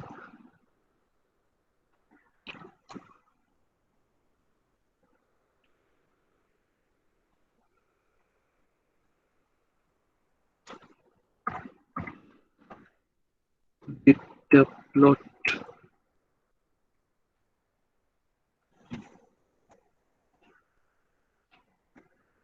Data file. Let's see. What is this? Okay, there are some numbers. Okay, there are two elements. There are some numbers. This is called data to fit.txt. Okay, I'll read this file. Data to fit.txt. It is where it is. By cause data to fit. Okay, and this is. I have to read this file. Okay, okay. Let's. Okay. So I have a file which contains, you can see, data, the two column data. My aim is to read this data file and to get the first column as a list and the second column as a list. And then I'll do some calculation with these values. So my aim is to get the first column as a list and the second column as a list. How do I do this? So the way to do this is let me copy this one.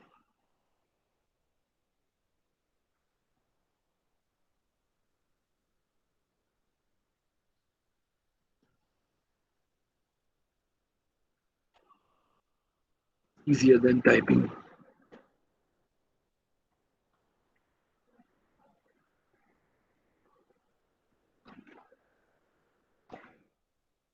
The name of the file is data to fit. Data underscore to underscore fit dot txt. And there is some problem with this quotation sign. Something like this.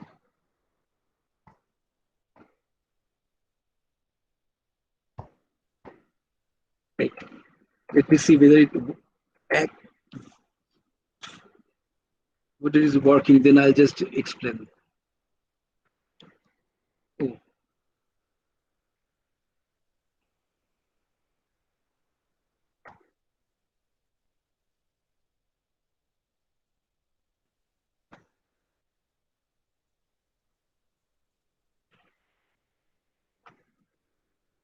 It's a huge program. Should I run this? Because it has many lines.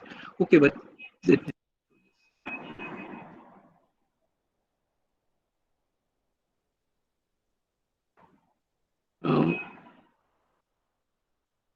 actually this original program was written in Python 2, so the brackets were not there. I have to take care of these brackets because the difference between Python 2 and Python 3 is that in the print statement, Python 3 demands that there should be a bracket, whereas option in Python 2.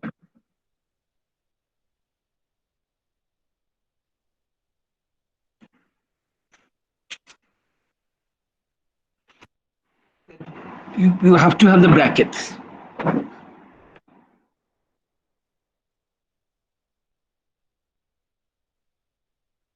So it is working. Now let me define. Let me show what it is doing.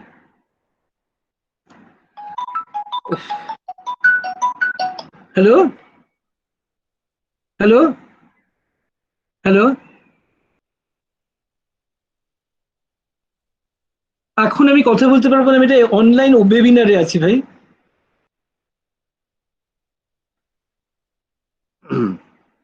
আচ্ছা, so now let me see. Let me show you the use of how do I accomplish this task.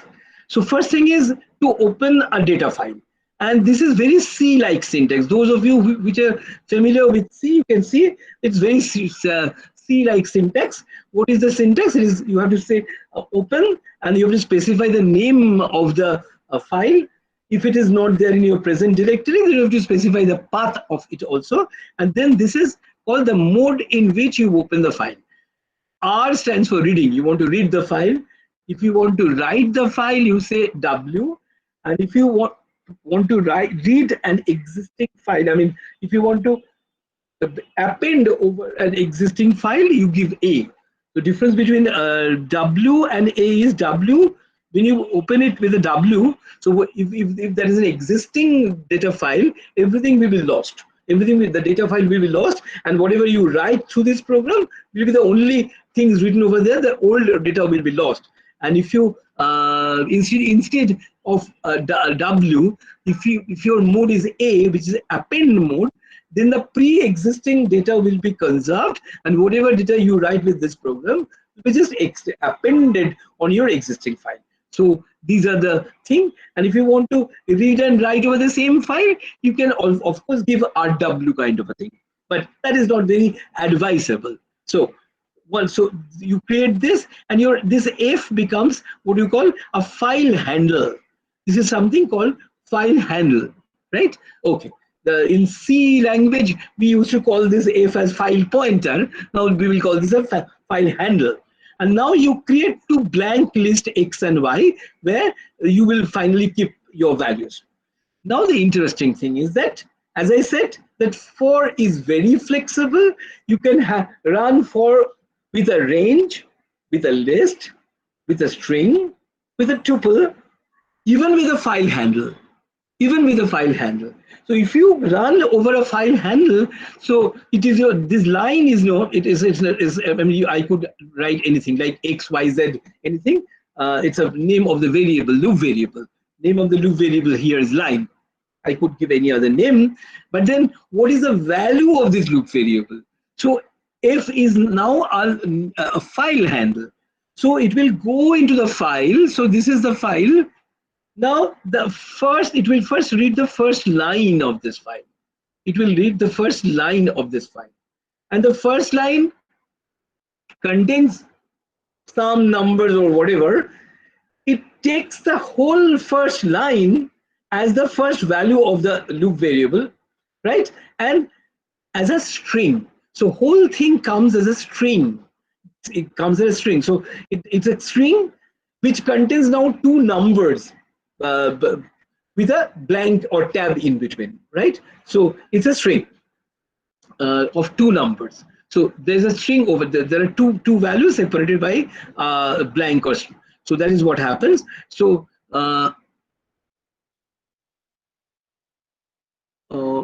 which was the program running?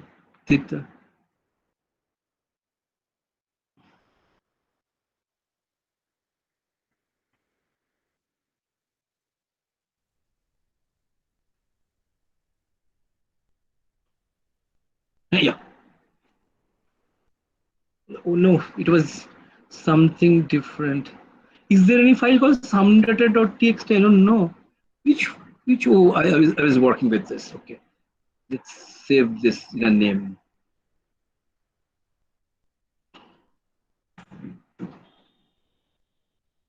Okay.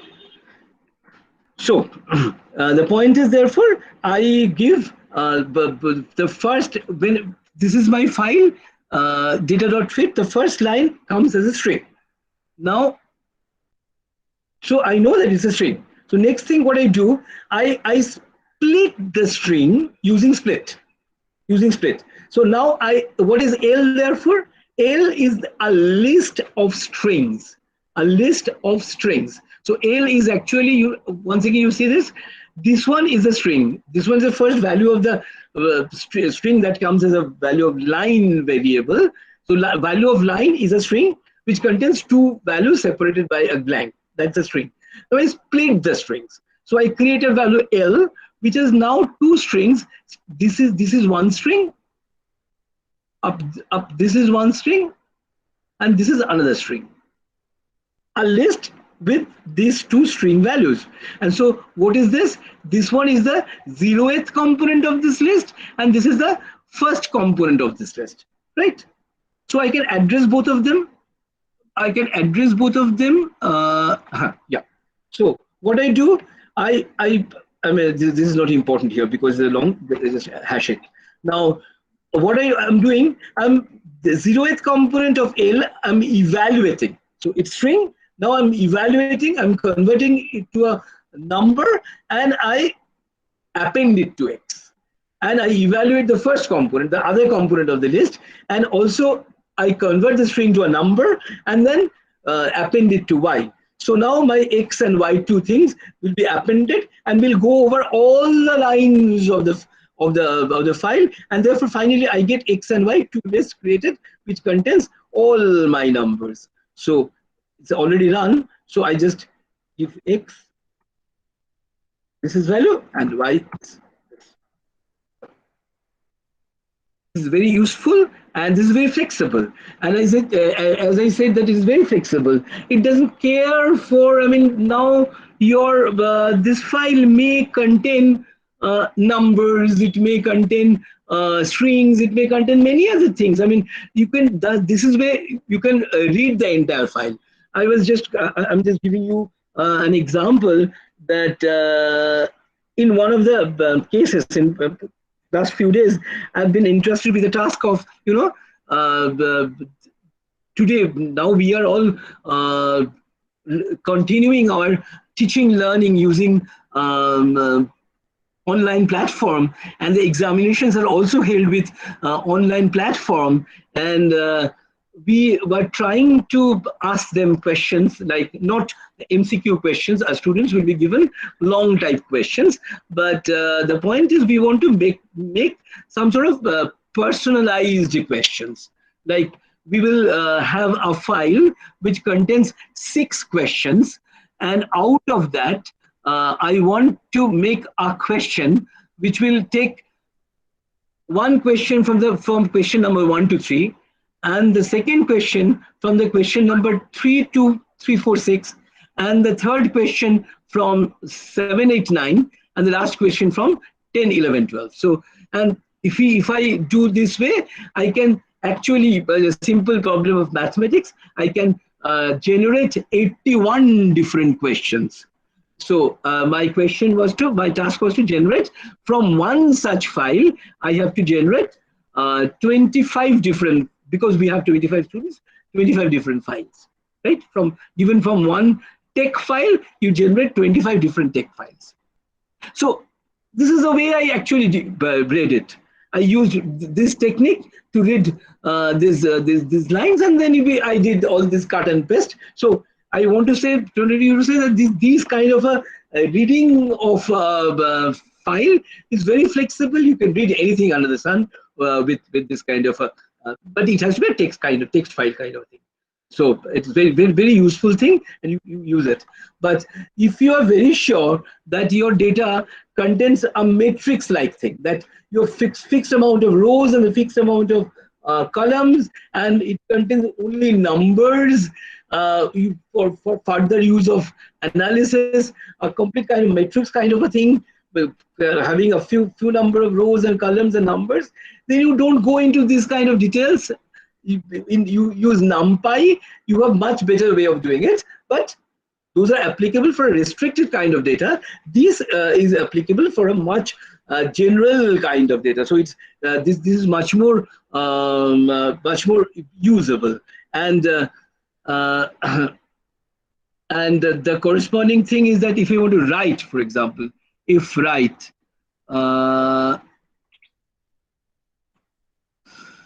there must be something called if write. Yeah. Look at this function. This is called writing in a file. Say what is doing, very simple thing. I created an Ascii which is in the range of 1 to 10. Then I multiplied every element by 0.1 so that the things are created like point 1, point 2, etc. Then I made square of that, so x and x square, and then I wanted to create a file called mw.d, where I wanted to just write xy value of xi and yi. The command is just like the way you just if you just complete your bracket here and neglect the rest of the part. So see what it will do. Simple thing that you run a range of loop and you generate the xi and yi are already created. You just print them over this over the. It should be something like this. You create print the values of this in the screen. Let's see if it works. So I don't need this one also. I don't need this one also. Let's run this program. Let's see if it is working.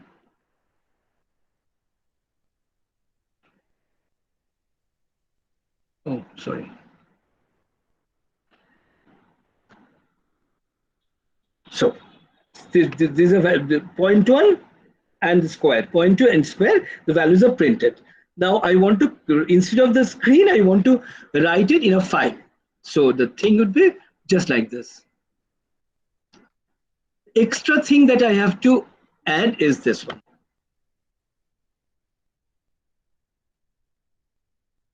You create the file handle the way you created in the previous program. The only difference is that now you have to write, so the mode will be W, right? And instead of just completing the print statement here, you specify where to write. File equal to F. F is the file that you have created. Now you run the program. Let me see whether MW file is there in this directory. Is PyCos day 1. So let me see day 1. If there is a file called mw.d, mw.d, let's just remove this first.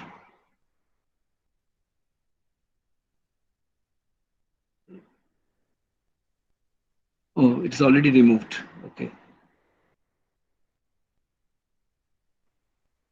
mw, no such file. So now let me run this program.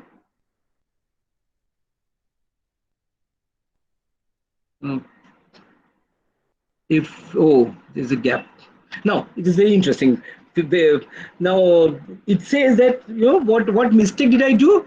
I should have I've given an extra indent, and with this extra indent, as this indentation level doesn't match with this either of this.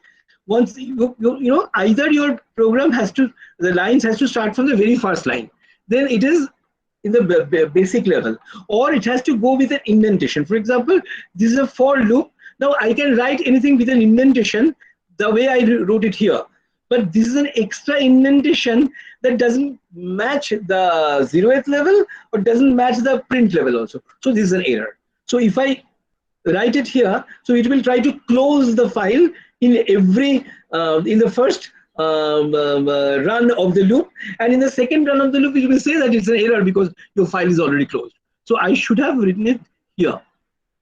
I should have written 0th level, not the extra gap. Right now, so it doesn't give me any message. Apparently it is created. Let me see. MW created. See, the values are written. So that's how you write a file. Okay.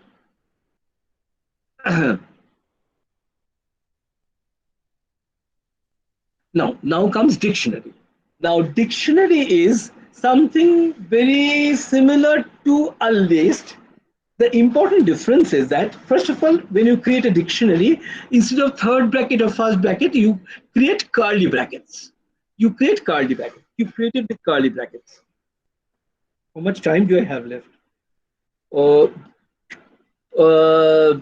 Not much. I mean, Showman,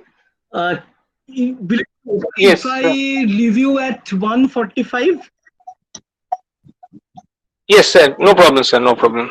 There is a less number of questions, so it is not a problem.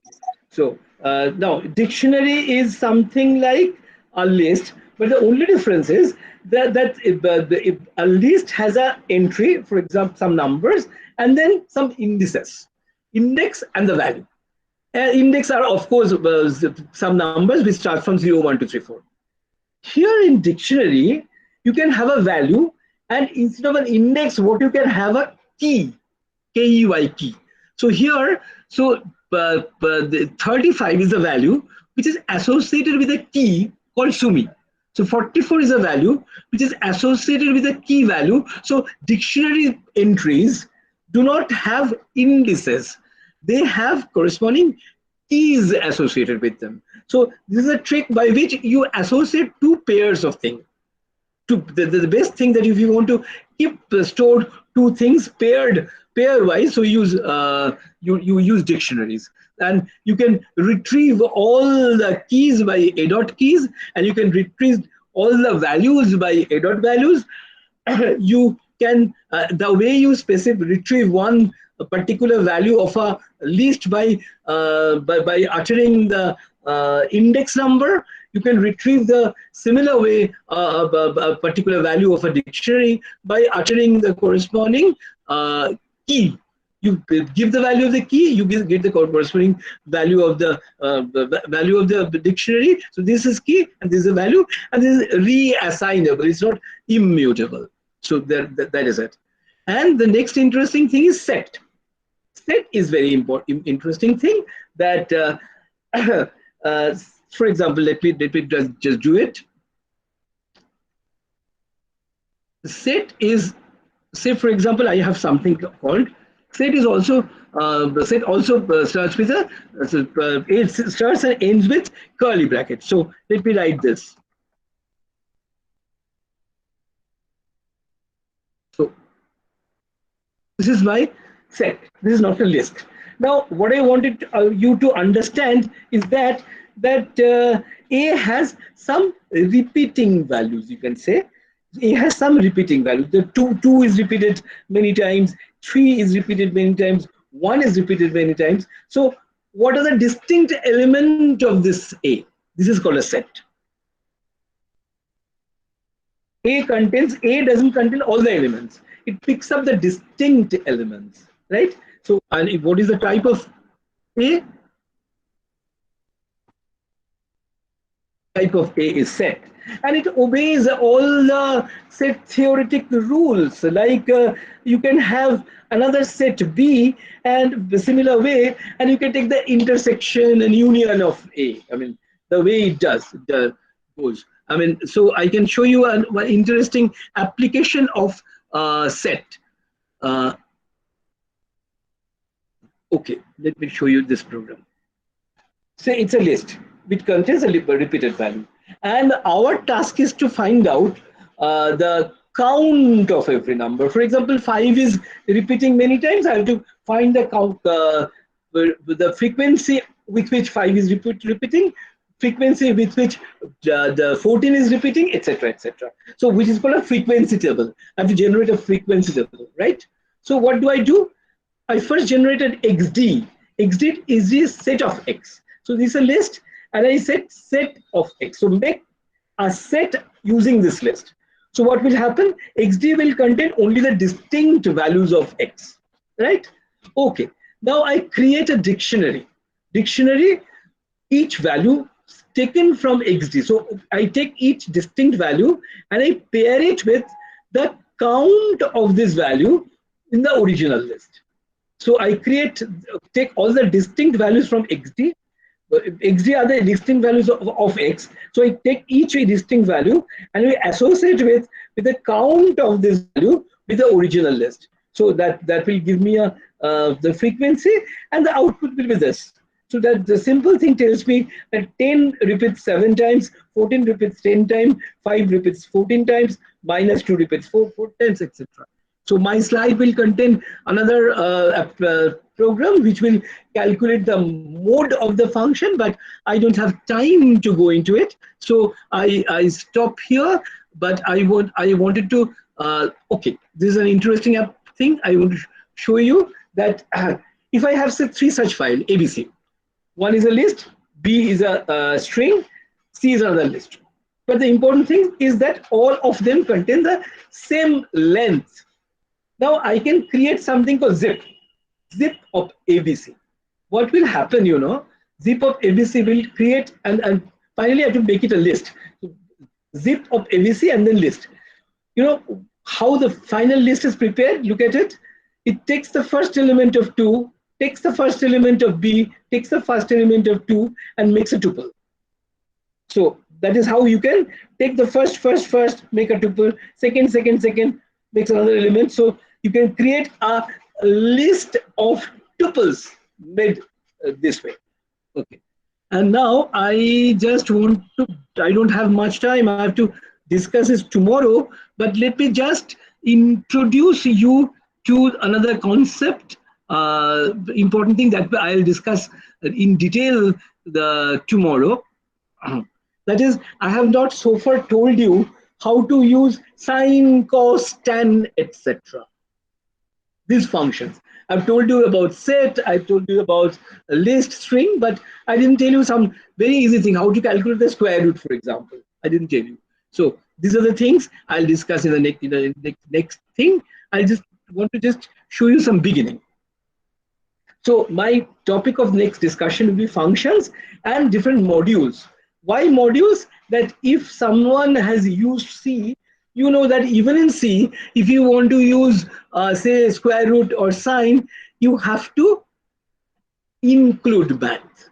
You have to include math. So math is there to include it. So this way also, all functions are clumped together in different boxes. And these boxes are called modules. And you have to import things from your models. So these are called modules, and you have to know how to import the modules. And if you, the basic Python, the Python that you import from python.org contains a lot of modules, right?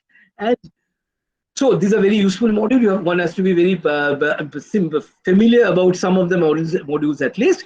And there are some packages which contains in turn many modules. For example, NumPy is a package which contains many modules.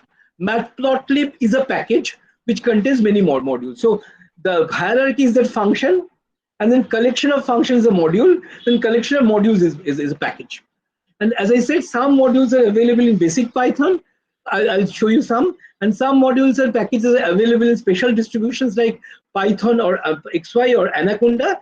And even there are some packages which are not available in those. But if you're interested in using one such package, then you have to install it separately. Now, the most important packages which are inbuilt in basic part of the basic package, some of the package one should be very familiar with. One is built-ins, math, cmath, time, random, etc. Now, what is the import? What is the how do I understand import?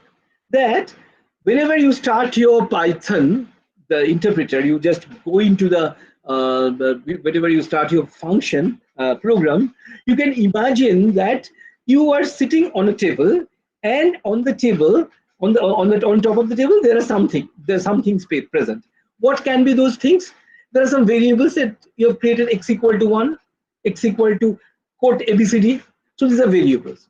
So you have created some variables, and you can create some more variables. So variables are there which can be there present in your on the top of your table. It's not called the top of your table. It is technically called namespace. So I visualize this as a tabletop. So on the tabletop, there may be some variables which you can easily use.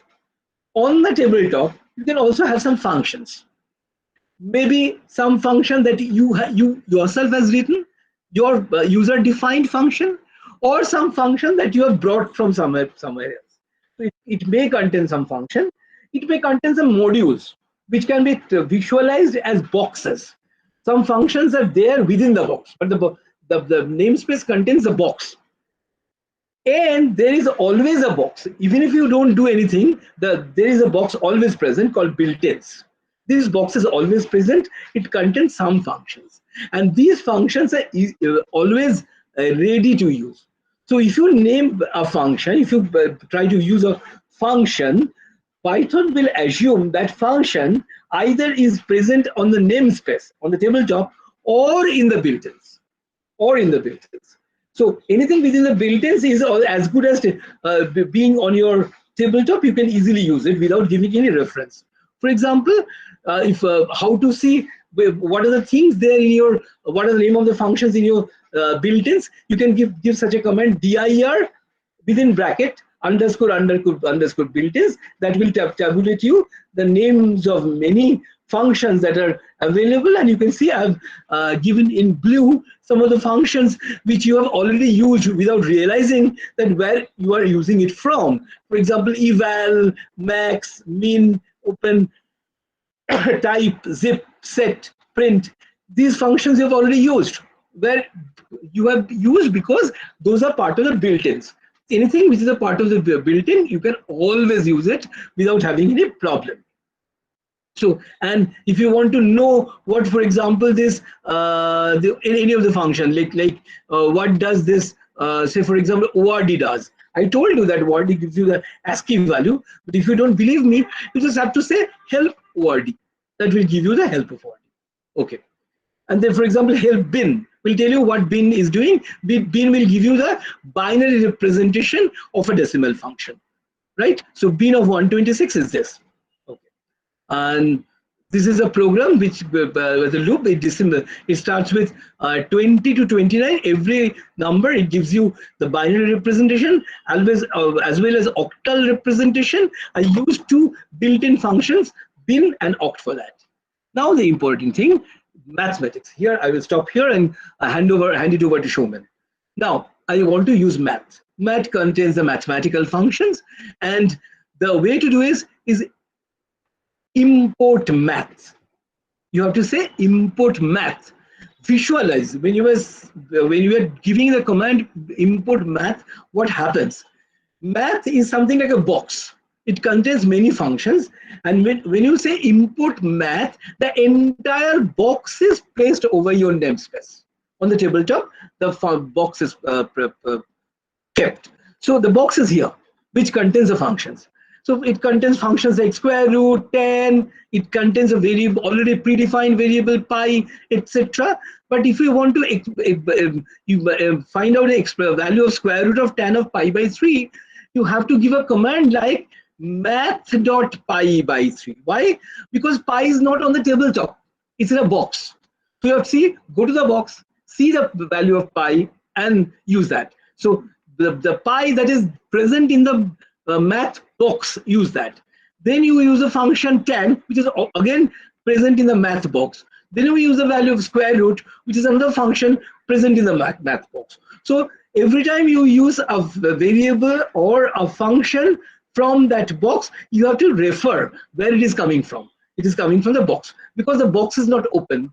Things are not there. You can use a function only without any reference, the path name, if it is present in the namespace or it is present in the underscore built-ins underscore. Because math is neither of them, you have to give the reference that it is, go to the box and find the function. Or you could say from math import star. It means that instead of being in the box, open the box and pour everything on the namespace. Don't bring the box. Just pour everything, pour down everything on my namespace and throw away the box, right? So now pi, 10, square root, everything is present on my namespace. I can use them directly. But then this is not very advisable, because your namespace is cluttered with many variables and functions. Half of those you will never use. You will just occupy your namespace unnecessarily. So a more kind of optimal choice would be from math import square root 10 pi.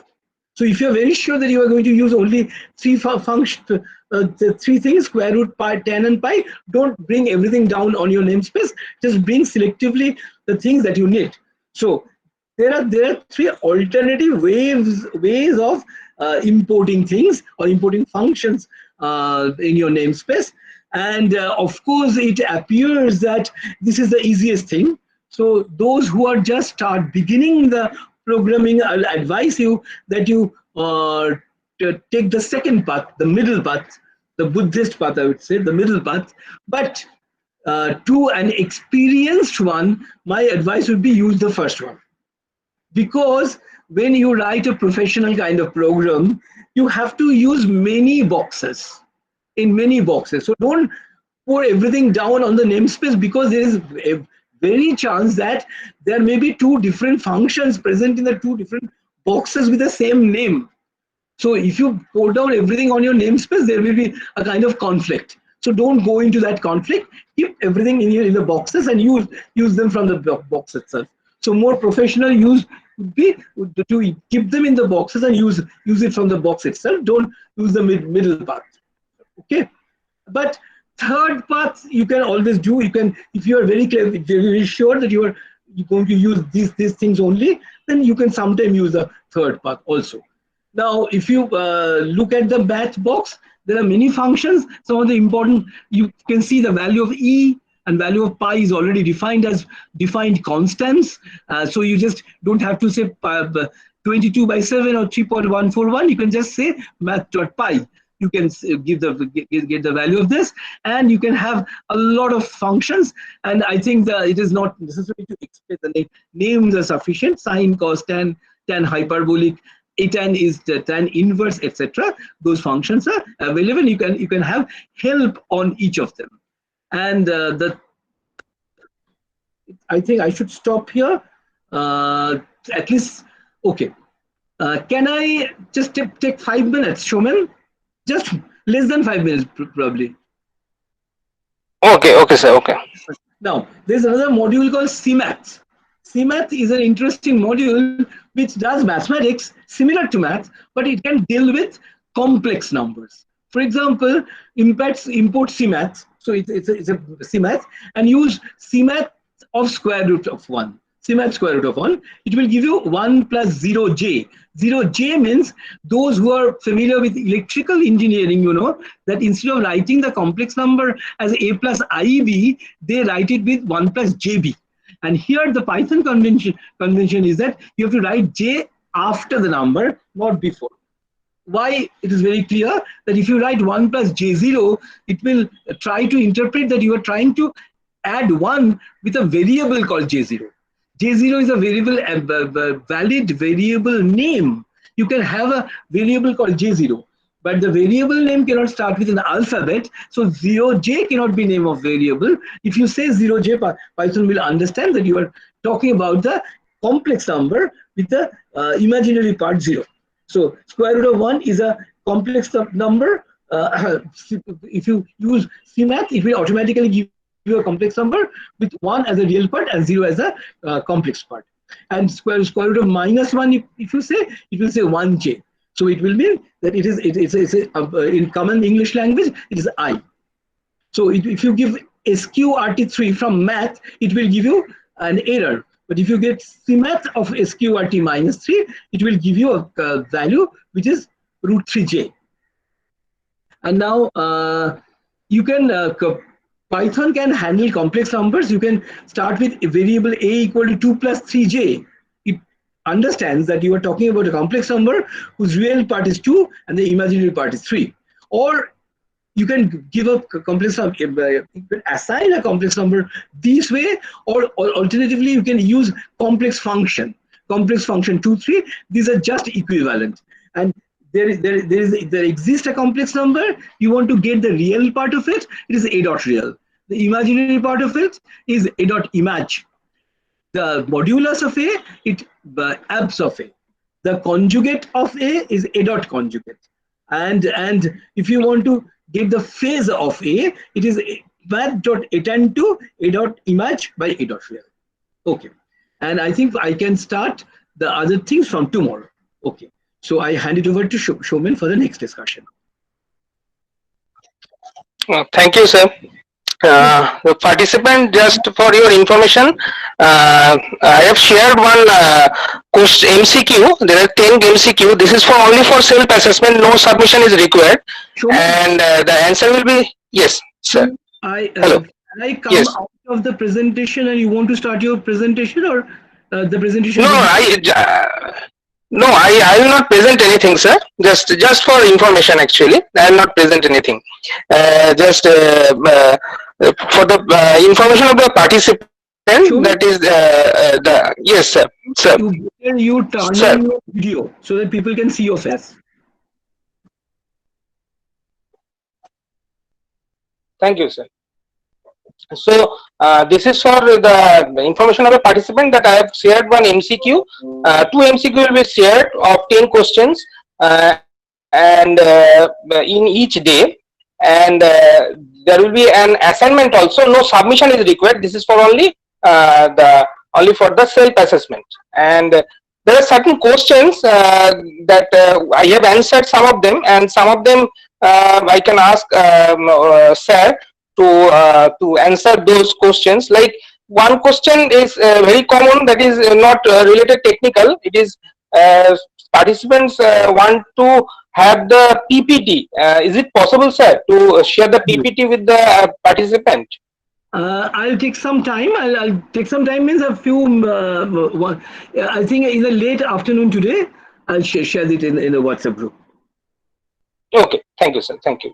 And one of the question is the list elements are primitive elements? This is one of the question of the participants. That tell you very frankly, because I am not a computer scientist, I'm a physicist, so I don't understand what is primitive. I think it's primitive is integer, and character. You answer this. Yes, actually this is the list elements are primitive elements, but if you taken in a particular string, then we can easily see that these are the elements of the list. And one of the question is that while list comprehension runs faster than the normal list, as because we think because it is possible for the Python has some code optimization technique. So if that Python has the code optimization technique, the list comprehension can be run faster than the normal loop. And one of the question is max function works over the list of string. So it is possible alphabetically. Yes. Max function. Max function. Yeah. Hello. Yeah. Max function. Right. Yes. It can alphabetically. It can take and it can run over the list of string. The same question is also max and min works only for the list or not. And sir, one question is when the value of the assigned variables deallocate from memory in Python console. I think it is automatically done as per the OOP concept. It can automatically deallocate after a particular point of time. So mainly this type of question is asked by the participant. I want to show you something. Let me try out, find out this one. This is very interesting. As this question is asked about the speed, I'll show you something where day ones. Sort of there, yeah.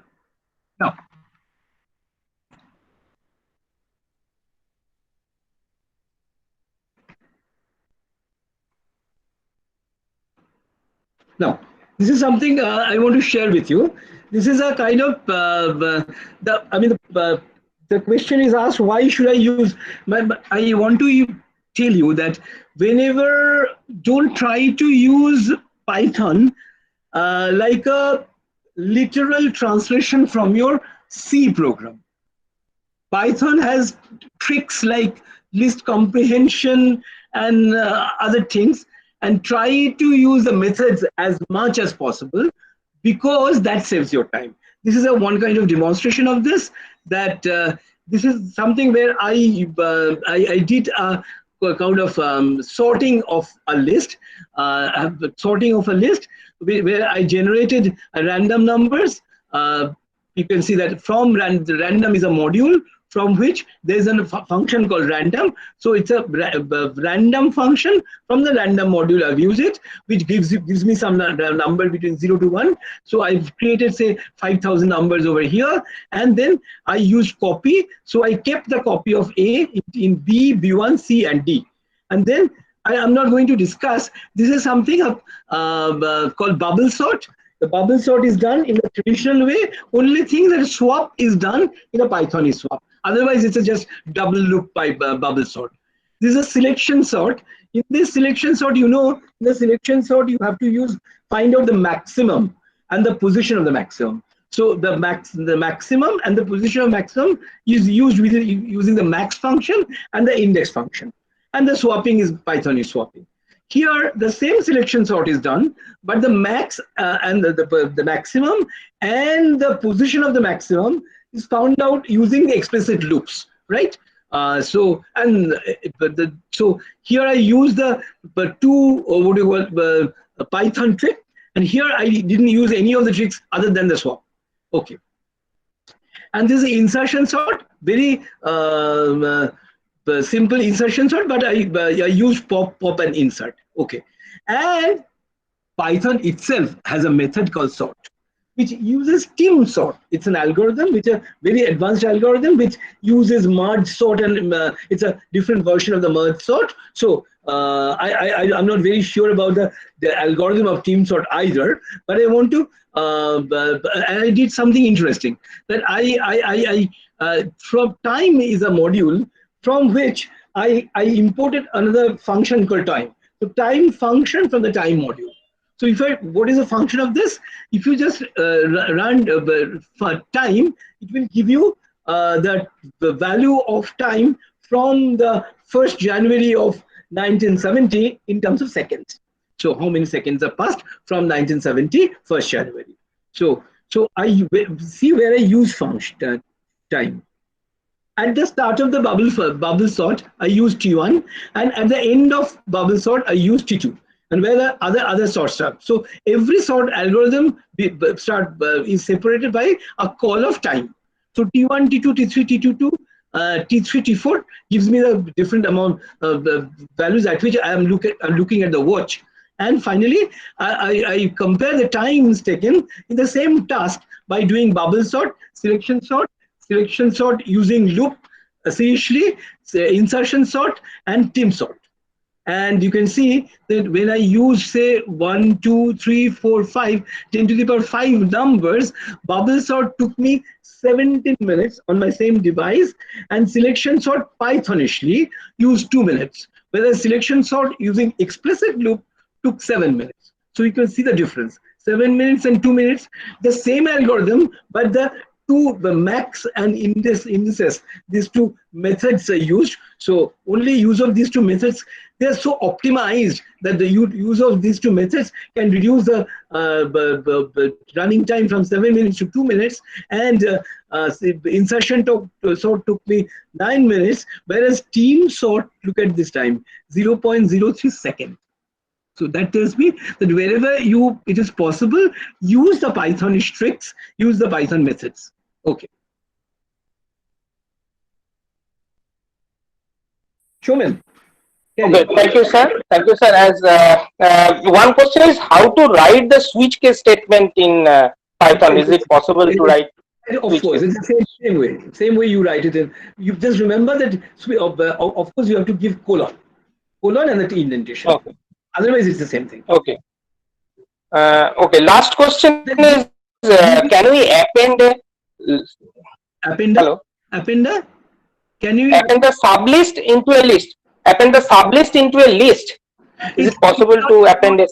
Append, because when you say append, you give the value, and if you give another list to it, so you can just use a plus sign, or you can use extend method. A plus sign will do. Okay. Okay. Okay. Okay. Thank you, sir. That's all. These are the questions given by the participant, and I thank you all the participants for giving those questions. And I ask Momita madam to carry on for the further presentation. So let me stop my presentation, right? Okay. Yes. Thank you, Arunabha sir, for this wonderful session. Though it must be very hectic for you to continue a 3-hour long session. Also, thanks to Showman sir for handling the question answer part so nicely. Thanks to all the participants for your patience. I think you all enjoyed the lecture. Okay, our today's session is ending here. We'll meet tomorrow at 11 a.m. A new meeting link will be sent to you. Have a nice day. Thank you. Thank you very much.